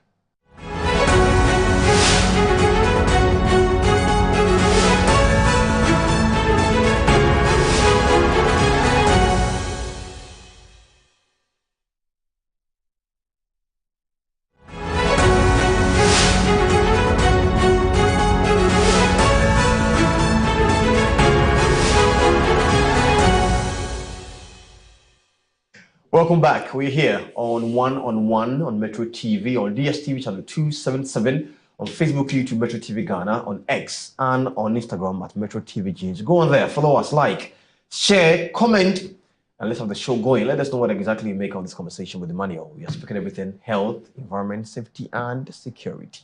Welcome back, Ima. Thank you. We are back. I mean, in our homes, I mean, they speak of safety and security. We speak about the fact that every officer needs to get a safety officer and all that. But in our homes, we've not spoken about that. Yes. What are the typical measures one needs to get in their home? So in our homes, we can start from LPG, that's liquefied petroleum gas. Almost every household in Ghana uses LPG. It's not that you want to transition into clean energy and all that. Right. So if you have LPG, the first thing to do is to ensure that your cylinders are not rusty. Okay? According to NPA, they have over 10 years lifespan for it. I have personally phoned them and they told me it's 10 years. Other school of thought also say after 20 years. As to now, unless they issue a memo to clarify it, but I personally called and then they told me it's 10 years. Other school of thought also have different lifespan for it. But away from that, you should make sure it's not rusty. You should also ensure that your gas cylinders are actually away from your source of power, right? Also, when you are cooking, if for any reason your cylinder should also be away. When you go to the filling stations or the gas stations and we do fill our gas cylinders, we are supposed to transport them with the cylinders sitting upright. Normally, when the Okada people are transporting our gases, they put it in a horizontal way. Yeah. And then they will use some rubber band or whatever to tie it. It's a no thing. It should actually sit in a vertical way. Like the dry lines. Exactly. And these are things that we don't normally do. And also, I'll touch on this very one. Most of us, we do turn on the knob or the regulator of the gas burner even before we look for our matches and our lighters and all that. It's a big red flag. Before you turn on this knob and all that, you should have your lighter or your matches very close to you. You just turn it on and it's go. Some people also, per best practice, would even light their match, put it on top of the burner before they turn it on, and it's good. And these days, that's the best way to do it. That's the best way. Just light your match first before you put it on it, before you turn it on. You just turn it on. I always thought that was carrier. No, that's the best way. And these days we even have burners that are that gives you this auto ignition. Yes. You just turn the part and then it's this sort of friction and then spontaneously the heat and all that generates your gas and it turns it on. That's also a good one. Even me, I don't encourage the match more. I prefer the lighter. Yeah, that one is very there's a little safe. bit of a distance between your hands, and the system. And also on the same LPG conversation, we have most people who will be cooking and then that's the time they want to do lengthy calls. They will call their family members and they forget that they have food on the fire and all that. They will end up burning the food and if not anything, burning the house and all that. These are things that we should honestly look at. And in some cases, if you are building your own house, we should look at putting our gas cylinders outside the facility or the house, at least. But if you're in a rented place, your landlord will not make these provisions. For example, if you're staying on the second floor or the third floor, how do you bring your gas cylinder outside? Out? These are practical ways. But then there's a way around it. If we are actually consulting fire service, we are consulting safety engineers prior to construction of buildings, we could actually create. You see these days, they put all air conditions at one unit. Yes. And they line their pipes all the way up to. So you could actually do this for our gas lines. We'll keep all our gas at downstairs and then run the pipes up, and we are good to go. I mean, it's even easier. When you're out of gas, you can just come down, pick your cylinder. Exactly. But these days, even with the real estate that they are, most of them, they don't make some of these provisions. If I happen to say no, second floor, third floor, fourth floor, that's all. You are mandated by the provision and then by the stature of your room to keep your gas cylinder inside. But then does your outfit also inspect these real estate buildings before they even are commissioned? Do you do that? We don't do it. There's a Ghana building code that sits with the Ghana Standards Authority. Right. And the fire service is also mandated to carry out some of these inspections. But then the big question is, who is monitoring? Who is ensuring this compliance? And we lack that aspect of it, right? And so once we have, it go back to the OHS law. If we have the law, okay, at full force, we have a unit for monitoring, we have a unit for, campaigns, we have units for legal issues and all this. But once there's nothing like that, we will keep having some of these portions and fragments of institutions carrying out their own mandates in their own strength and their capacity. Once they show they don't have enough to do it, let's look at fire service. We need to retool them even before they can carry out some of these periodic audits. Yes. We will call a government institution to come and do this for us, and then they'll tell you a lot of things, right? And so we need to have this conversation in a holistic manner under a big umbrella. And probably we can put the EP under it, we can put the FDA under it, we can bring the safety part of fire service under it, we can bring the Minerals Commission under it, because all these institutions, even the factories inspectorate under it, right? Because they all have their allies and what actually pushes them to inspect some of these safety installations. But until we have an overarching body, an overarching law that would actually bring all of them together, push them to fight for a common goal, we cannot leave this big task of managing health and safety, whether at the home, whether in offices, wherever, to fragments or portions of these organizations. Even though they are legally backed by the state, they need a lot of retooling resources to actually do their work effectively. How difficult is it trying to explain to probably a head of an institution or somebody building their home why they really have to, put safety or security at the helm of affairs? It's very difficult. Very, very difficult in the sense that, one, how many people know that there's even a building code from the Ghana Standards Authority? Nobody knows. You go when you want to build your house, you just go for the permit, but we'll do one or two things. And even the domestic homes that we stay in, how many of our homes have fire installations? How many of our homes would go through the rigors of fire risk audits for domestic fire permits? To the best of my knowledge, fire service don't even issue permits for domestic homes.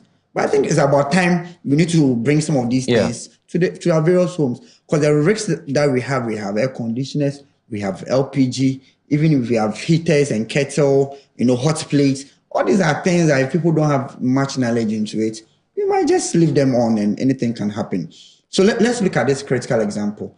These days, we are all building our homes and we are looking at preventing theft cases or burglary, and we tend to seal all the windows. Yeah, burglar proof everywhere. Everywhere. So we are asking our viewers that in the unlikely event of fire outbreak, what are you going to do? So as part of best practice, I have always educated people that engage with that. Look, for whichever reason, if your room has about 3 windows or 2 windows, make sure you can seal one, but the other one should be one that you can actually slide, right? And then at the end of it, you can lock it with a padlock, keep the key at a safer place, so that in the unlikely event of any fire outbreak, or even in the case of anything, natural disaster, you can use that place as your emergency exit or escape. And also, most of us, we keep our emergency exit or doors close to the kitchen. In most homes, the back door, growing up, most of our back doors are closer to the kitchen. We actually have to go to the kitchen to use the back door. Exactly. And this is the kitchen that we have the LPG sitting there. If we're doing a full or comprehensive fire risk assessment, and we're looking at a full house, where exactly a fire could come from could be the kitchen. Yes. And this is the very place that we also have the emergency exit. So if in the unlikely event of fire outbreak and then the kitchen is burning and then you want to go and use the as your exit, then, you've caged yourself indirectly. And so it's about time we need to have these conversations broader. It's about time we need to convince people, like we're saying. But the convincing will not only do the magic. We need to have a full law. We need to have backing by the legal aspect of it, and we can actually champion it. Other than that, people will just do whatever they want without looking at the ripple effect or the side effect of safety as well. Someone would say it's difficult getting, let's say, a fire extinguisher because, like, they are told you have to go through the fire service, they'll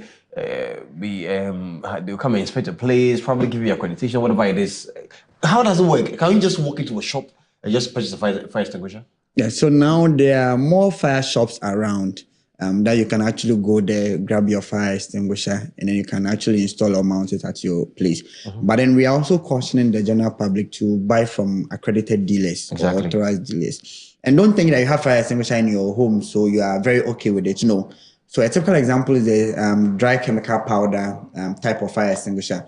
Because it's a powder itself, or because the name is dry chemical powder, sometimes you might, for a long time, if you don't service it, the powder in our local way, you can see it does cake.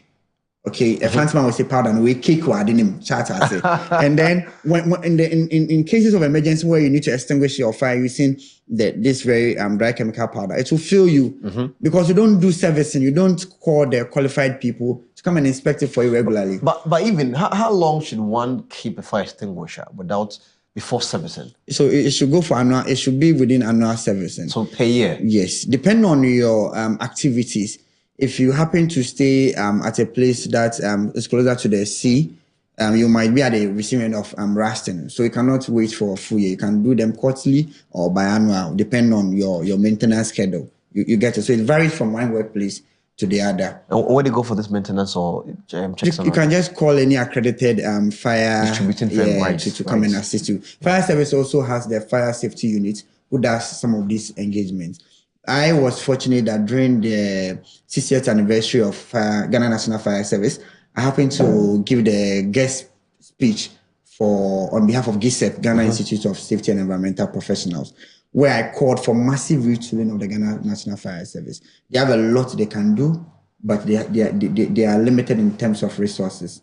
You get it? When an incident happens, then they are supposed to come. Let's say a typical example, road carnage, and they are supposed to come and do their extrication or whatever, They need a lot of tools to do it. But who funds them? Who retools them? It's about time to look at some of these things. We are wrapping up. I'm wrapping up with Daniel Damois, Emmanuel. Right. Forgive me, Emmanuel Damois, and we've been talking everything health, environment, safety, and security. Let's give our viewers an advice. As we wrap up this evening, let's tell them why they should put safety, first before everything in our offices and in our homes. Okay, so I will just use one safety chant or slogan, Okay, let me do 2. Okay, and then you're allowed. Yes, these 2 will do the magic for our closing. So one says the job will pay you, but safety will take you home. The job will pay you, but safety will take you home. Right. So you wake up 6 a.m., take your shower. Those of us in Accra, by 5 o'clock, you're already up because you want to beat the traffic. Some of us are 5 o'clock already on our way to work. So you wake up, you take your bath, you do everything with the mindset of coming to work, getting money, go and take care of yourself, your family, whatever, achieve your career path or whatever. But there's only one thing, okay, that can actually sustain you, right? From taking your shower, driving to work, coming to work, executing your tax, and driving back home or joining the public transport. And that thing is safety. If you think safety is expensive, then try an accident. That is my second slogan. That actually matches the first one. If you think safety is expensive, try an accident. I mean, you guys are looking at having more young people or young businesses understand what exactly having such personnel at the offices really means. Tell me more about that. Okay, so it's actually in 2 folds here, like I mentioned earlier. We have the HERS Awards itself, and we have the HERS Leadership Conference. So the awards is basically to reward industry captains and players who are doing extraordinary well in their various fields and endeavors. Now, the conference is beyond the awards. What's next, right? If you go to organization, let's say in the mining environment, and they tell us they have the best employee well-being initiative. Okay, so what are the... No, we actually have some here actually. I mean, just our last quarter employee, Mr. Lassie Dobuchi. So we also have that here. You also have to that. Encourage workers. That's good. Was it within your domain alone, or you had to publish it, make... No, this is just internal something. Internal Metro TV. Just to that's good. Yes. You need to engage a safety person. Maybe HR should... It was quite an intense one where they actually had to vote. Our HR actually went around herself. Together with the assistant, went around herself for the workers to vote and cast the vote and nominate him. So yes. Was there any prize for him? It's a prize. There's a money prize, which is really good news. But then I just keep quiet about it. I can't mention that. He's Emmanuel. Who won? No, he's called Selassie. Selassie. All right, yes. Selassie. Congrats. Yes. So yes, just as I was saying, we are looking at the beyond the awards, beyond all your initiatives, beyond the good things that you are doing. What is next? And so, if you have the best campaign against malaria, okay, some companies, as part of your CSR initiatives, would want to, fumigate or do malaria control spraying within a particular area or their catchment communities. So, what is the effect? How are you able to tell us that this initiative actually went down? You need to come and show us the numbers. You need to come and walk us through it. If you tell us that you have the best risk management initiative, okay, or you have these structures, come and tell us your incident statistics. How many employees you have in your company or in the mine? How many near misses did you record? How many LTI did you record? How many MTI did you record? How many first aid cases? How many fatalities in their order? We need to see that you are walking the talk, not just for the awards alone. Now come and tell us how you're able to do it. Come and walk us through your path. Come and tell us or show industry players how you are doing it. And it's not only about the show or the evidence base. We want people to learn from organized systems. Some systems are matured. Some of the mining companies are grade A, some are grade B, some are B plus and all that. So this will give the opportunity for the smaller mining companies, large scale for that matter, to also learn from the established regimes and what they are doing well. They can learn from their best practices and all that. So the awards is actually something that precedes the conference. But now we are done with the awards, and the conference comes off on the 31st of July at the Accra City Hotel. Okay, once again, I mean, we are not mentioning names of brands here, just for I mean, this is media work. And the little name you mentioned, that's the money dropped on the table because for investment sake and all that. So let's kindly stay within that. But I mean, what is the importance of all of this conference that you're talking about? Well, why should I or let my employees come to a conference? So the team itself speaks for the conference. What's the theme? Leading the way, empowering safety professionals to become tomorrow's safety leaders. That's spot on. So we are looking at empowering people. We are looking at, upskilling the young ones, like you said. We are looking at the managers who have made it, coming to share their success stories.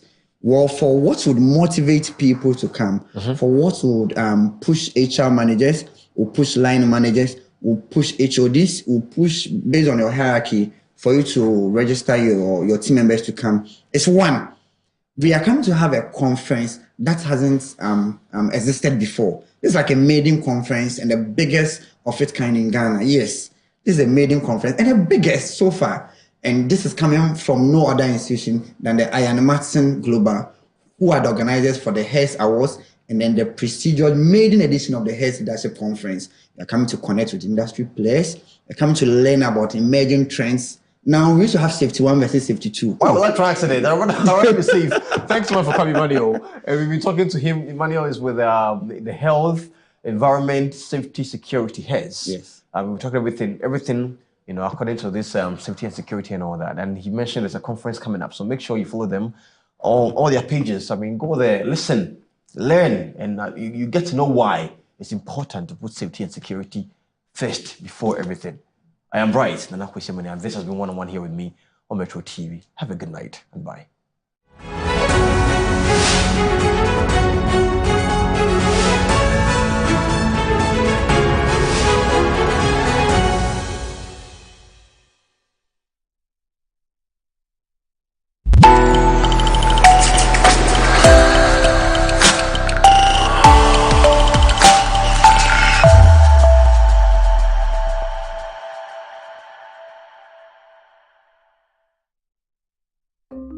Since its inception, producing or reproducing art or literature using impressions from plates or blocks has been a faster and more efficient alternative to handwriting or drawing, mainly when materials must be produced on a large scale. Over time, techniques like lithography, gravure, and flexography emerged, each with unique processes suited to a different kind of printing. Welcome to Appointed Time Printing Limited, where quality meets innovation and client satisfaction drives every decision. For over 2 decades, we have proudly served as a fully Ghanaian-owned company, renowned for delivering exceptional printing solutions to individuals and organizations nationwide. So Appointed Time Printing Limited started off as a t-shirt screen printing company in the year 2003. 20 years down the line, we have evolved and diversified into several aspects of the printing industry, and currently one of the major players in the commercial printing industry in Ghana. Our vision is simple yet ambitious: to be the most preferred printing partner offering the highest printing solutions. So 3 things set us apart from our competitors. So innovation, quality, and reliability. For us, we believe that there should be the differentiating factor, differentiating us from our competitors. Our mission is clear: to provide quality, affordable, and prompt corporate promotional and gift merchandise delivery. We have vast clientele base. We deal with government, we deal with the private industries, we deal with individuals.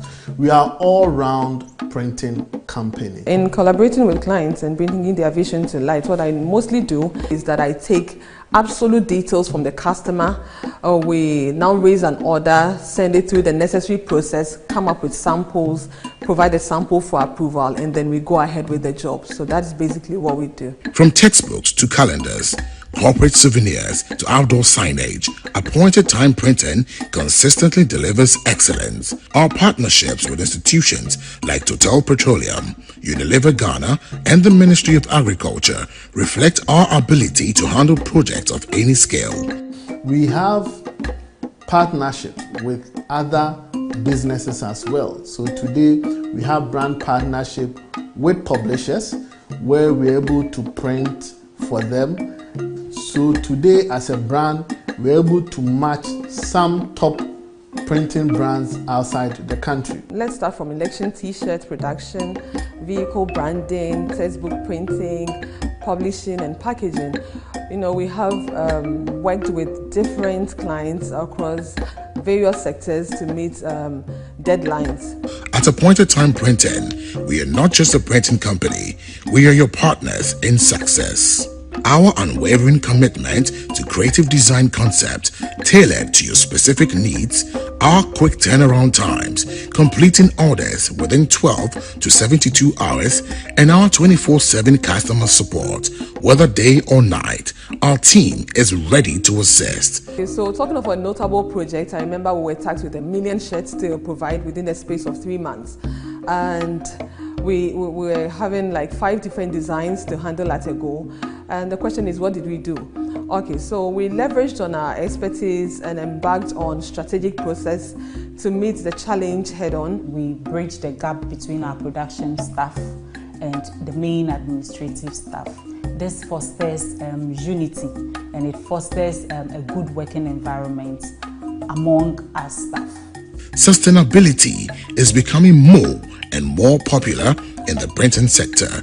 The goal of eco-friendly procedures and tools is to reduce environmental impact.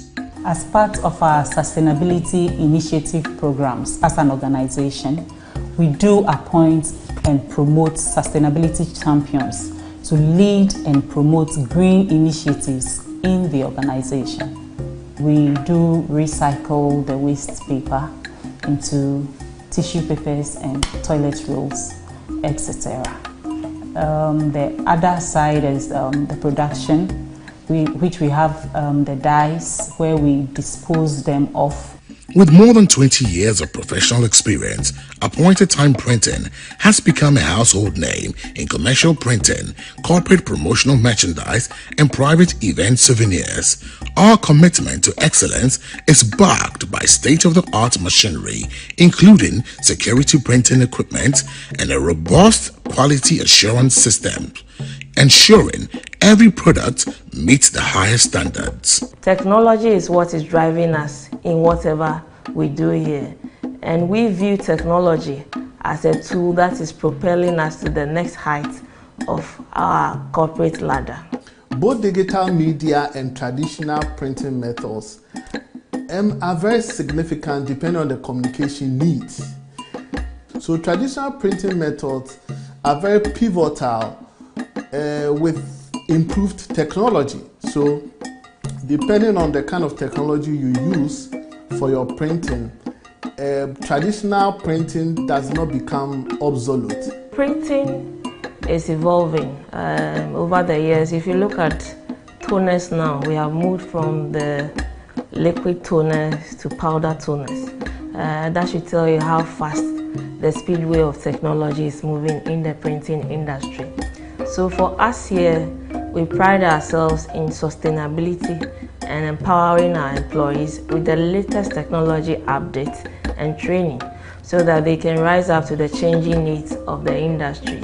This has differentiated us in so many ways by what we do here with our packaging department, boasting of the latest die cutting technology and the glue solution to deliver superior food boxes, pharmaceutical boxes, and cosmetic boxes. At Appointed Time Printing, we specialize in a broad spectrum of services, including commercial offset printing for large-scale projects such as magazines, newsletters, and posters, digital and security printing for on-demand needs like annual reports, brochures, and value books, helping businesses to minimize inventory costs. For us as a brand Appointed Time, we have carefully developed our product portfolio within the past 20 years to stay very relevant within the market. Advanced screen printing for unique promotional items like t-shirts, mugs, and keyrings, crafted with attention to every detail. Large format printing for impactful banners, office branding, and signage using the latest UV LED flatbed technology. Digitized embroidery for premium corporate uniforms and giveaways like polo shirts and caps. And custom packaging solutions tailored for pharmaceutical, food, cosmetic, and beauty products. When it comes to quality and reliability, Appointed Time has delivered that for the past 20 years. And one of the reasons why we are still pressing on as a printing company over 20 years in Ghana. The journey of printing technology has continuously evolved from Gutenberg's press to today's innovative machinery. Driven by technological breakthroughs, modern printing equipment embraces automation, sustainability, and integration with digital solutions. The future promises further strides in innovation, opening the door to a printing environment that is more technologically flexible, adaptable, and sustainable. So 20 years of existence in the printing industry, we believe that this has been possible by the dedicated employees we have through the power of innovation, sustainability, and empowerment. Every service we offer is designed to exceed expectations, ensuring our clients receive the best value for their investments. From all of us here, we want to say thank you, Ghana, for supporting us to this height. Let us all make a lasting impression.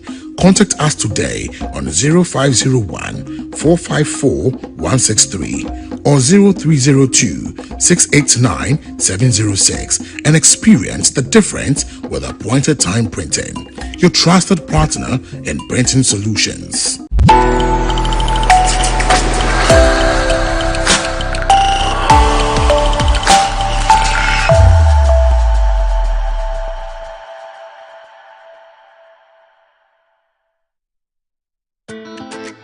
Ghana Fest Europe from October 23rd to 25th, 2025. It's your chance to forge partnerships that will transform your growth trajectory. Are you a Ghanaian business ready to conquer new frontiers? This is the ultimate platform to showcase your high-quality Ghanaian products and services. Attract foreign direct investment into your enterprise, from fintech to agro-processing, real estate to pharmaceuticals. Opportunities like this are rare. Spaces for exhibitors are highly competitive, and B2B slots fill up fast. Visit GhanaFestEurope.com or GhanaChamber.org or pick up your registration forms directly from any GNCCI office in Accra. Ghana Fest Europe, proudly presented by Ram Media Concept in collaboration with the Ghana National Chamber of Commerce and Industry and under the auspices of key Ghanaian government ministries and agencies. The time to expand is now.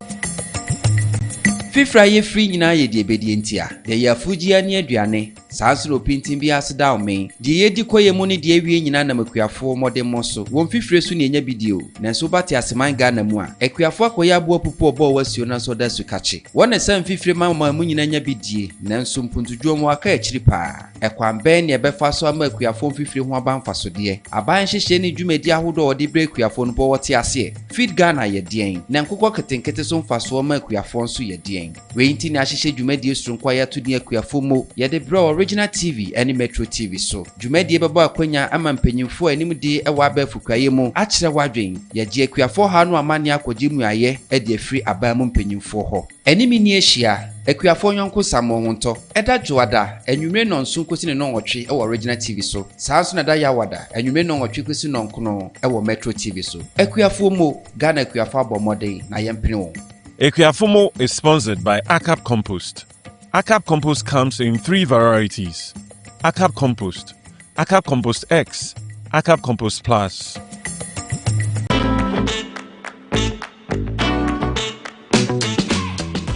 Back in the day, tune in radio from morning, and you don't want to miss out because anybody who comes on is massive. Back in the day on Metro TV, Mr. BKD anywhere.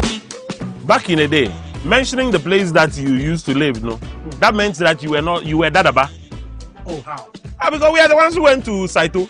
I wasn't really a nightclub person. No, I mean, the only times I went to the nightclub, Yoko Dixon took me. Yeah. You have a Walkman by your side. Now that was your selector. The Walkman was your selector. So when you play the first song and you want to change the song, you have to start cueing your next song through your headphone. Hi, my name is Ivan Kwashigan. I'm the CEO of Farmhouse Productions. I'm a film director, producer. You are watching Back in the Days with Sammy B on Metro TV. Massa, we a guy and yes, Sammy B a feature. This is Back in the Day. Keep watching.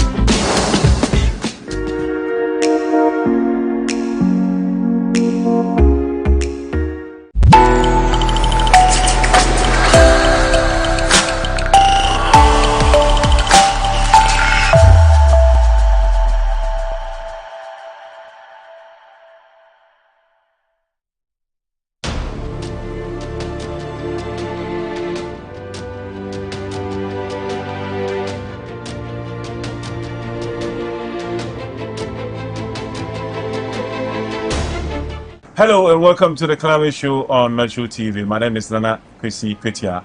Galamsey is no longer just a mining issue. It's a climate crisis, and it's expanding to our forest reserves and destroying our green cover. Most importantly, it's also destroying our water bodies.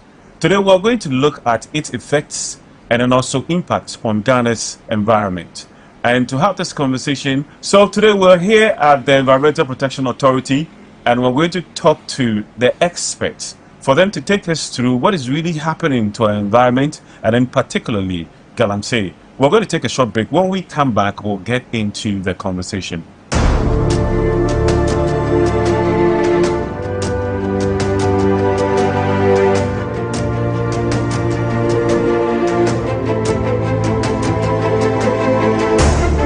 Welcome back to the Climate Show, and today we're going to be looking at Galamsey, its effects on our environment. We all know that Galamsey is no more just a mining issue, it's a climate crisis. Our forest reserves are being destroyed, and Galamsey is just not everywhere now. It's even right now where you are. So what are some of the things that are happening to our environment? Our water bodies, which is the most important thing, is being destroyed on a daily basis. If we don't take care, in a few years to come, we're not going to even have drinking water. If not you, your children might not even be able to get drinking water, because our water bodies are all destroyed, and we have to do something about it. So to help us, we have Engineer Michael Sando Ali, who is the Director, Mining Department, Environmental Protection Authority. He's going to be talking to us about what is really going on with our environment as we've been experiencing Galamsey throughout the years. Good day to you, sir. Good day. And good to have you on the Family Show. Yeah, thank you very much, and thank you to your cherished viewers, Metro TV. Engineer Ali, so we're going to talk about Galamsey, and I would want you to tell us about the state of Galamsey now, and then we'll trickle it down to the environment and then some of the impact that we're experiencing now in terms of climate. All right. Yeah, Ghana is a mining country. That's why we're called Gold Coast. Yes. So, and mining in Ghana is an old age thing.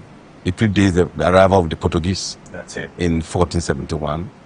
But the way it used to be done is quite different from now. You know, our great grandfathers, they would dig a small hole in the near just by their village and take the gold, and it wasn't destructive. But now with the way the gold price is, every small, when you get 1 ounce, it's over $3,000. So people are just going everywhere and digging. And so Galamsey, as we know, it's a term that is coined by mixing two terms, that gather them and sell. Gather them and what? Sell. And sell. So that is Galamsey. Galamsey. So you gather and then you sell. But hitherto, our people did it just for keeps in their households. Okay. Either for ornaments for the chiefs or something like that. Yeah. But now, because of the way money is geared towards it and things, and the arrival use of machines and things, it has taken a different dimension. It used not to be so destructive as it was like rudimentary. Okay. Using of pig axe, shovels, and headpans. Now, with the advent of excavators, it becomes a different dimension, a ball game altogether. And the using of the champagnes that the Chinese have brought in and all that. And so that has made the thing take in a different dimension altogether, and the impacts that we are seeing as of today. Okay, so before that, were there no regulations on how you're supposed to conduct it? Because if you look at what you're saying, you're talking about the fact that there's new machines that are being used. People are now rushing for it because of the money. If there were regulations that were actually being implemented, I'm sure that before you get into that business, you would have to go through that directive. Actually, the colonial masters, small-scale mining was not something that was allowed. Okay. And that is what our parents were doing. That is the artisanal small-scale mining. It wasn't allowed. It was illegal until 1989, when the PNDs had to pass a law. And so whatever was done, gold was smuggled and all that. So the PNDC at the time through wise to pass a law to make it, to legalize it. so that people can do it and it becomes a livable thing. People can do it and now make money, you know. And then after that, the 1989, then came the 2006, the Mining and Minerals Act. Now also change it and combine it with the large scale. So we have one law now in terms of the Minerals and Mining Act, where you have large scale mining and you have small scale mining embedded in it. Now, I wouldn't say that there are no laws. Okay. Like before I said, before 1989, it was illegal. Yeah. And that our people just did it because of the cultural settings and Value, yeah. and value. But now with this advent of doing it and getting money, and where people now go in, you have sponsors, you have people coming from foreign lands coming to do it, then it takes a dimension. And so, not that there are no laws, there are laws where you should do it and where you shouldn't do it. Now, apparently, you cannot do small scale mining in a forest. You cannot do even mining on our river bodies entirely is forbidden. It's our laws. Now, how is it implemented? Because what beats my mind is, why do we have to allow it to get to this level where our water bodies are almost all destroyed, our forest reserves are also being destroyed? How did we allow this to get to this level? You see, I'm not saying that there are no laws. The laws are there. Yes. The law starts with the Constitution, 1992 Constitution. Article 36 clause 9, Article 41 clause K, Article 2576, all talks about the environment and how it should be protected. Then the Environmental Protection Authority Act 2025, Act 1124. You know, it used to be an agency, now changed to. Yeah. Then the Environmental Assessment Regulations 1999, LI 62. And then the Mineral Act, the Mercury Act 1989, under the PNDC Law 127, when the small scale mining law was passed. Then the Minerals and Mining 2007 LI Act 703, and its associated regulations that were passed in 2012. The Water Resources Commission Act, the Water Use Regulations. So these are laws that are there, and they all look at how mining should be done. And so, like I said, water bodies is a no-go area. You are not even supposed to find doing any mining in the water body. But like we said, I talk of illegality. Yeah. These are people who are doing it without recourse to. So don't we have regular checks to see what is being done in terms of like mining? For instance, I will tell you, we do have, when we report to the security agents. I mean, we cannot arrest. So we only come. So it's the security agencies. So it's you to arrest. So we'll report to the security agents, and they'll go to the arrest. And or together, sometimes we would go and say, okay, we are impounding this thing. We'll take it to the police station, your equipment. But what happens? Eventually, they get back and they start using them. I mean, you are in this country, so how excavators were seized. There's also they find themselves going. Yeah, there's also the situation whereby certain influential people also got into their business, whereby it became so difficult for the law agencies to actually implement some of the directives to guide how mining is supposed to be done. Not really. But you see, that is what you are talking about, an illegality. Okay. You see, there is the legal aspect of it, and then the illegal aspect of it. Okay. Now, with the legal, the people will come, they'll go through the process, they'll get a concession, and they'll do what is right. Okay. But the illegality, and like I normally say, sometimes even the legal ones end up being illegality. That's where I'm coming now, to. Why do I say so?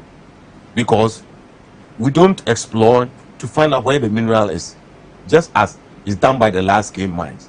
Look, a large scale mine can come into this country and spend 20 years trying to locate where the gold is before they will mine. Small scale, you just get up, you go to your father's land, take trial, and then say, okay, I have land, there's gold. You go and get a license. You come and start digging, and there is no gold. Yeah. And so you leave it and go away. End up destroying the place. Yes. So why do I say that there's a thin line sometimes dividing the legal and illegal? Because, for instance, this table is my concession. Yeah. I've got the lease, I've got the license, I've got every paper, environmental permit, I've got all the documents that I've required. I come and I dig, I don't get. And where you are digging and the gold is there. I will join you and dig. That is because you have no paper and you are making money. I have got all the papers, I'm not making money. So I live here and join you.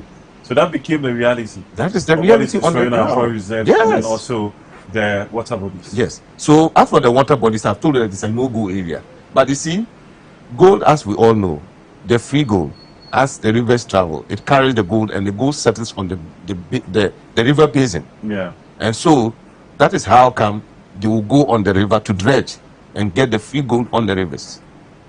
Wow. You know, Elmina. Yeah. Elmina is a Portuguese term. It's not Elmina as we all know. It's Lemine.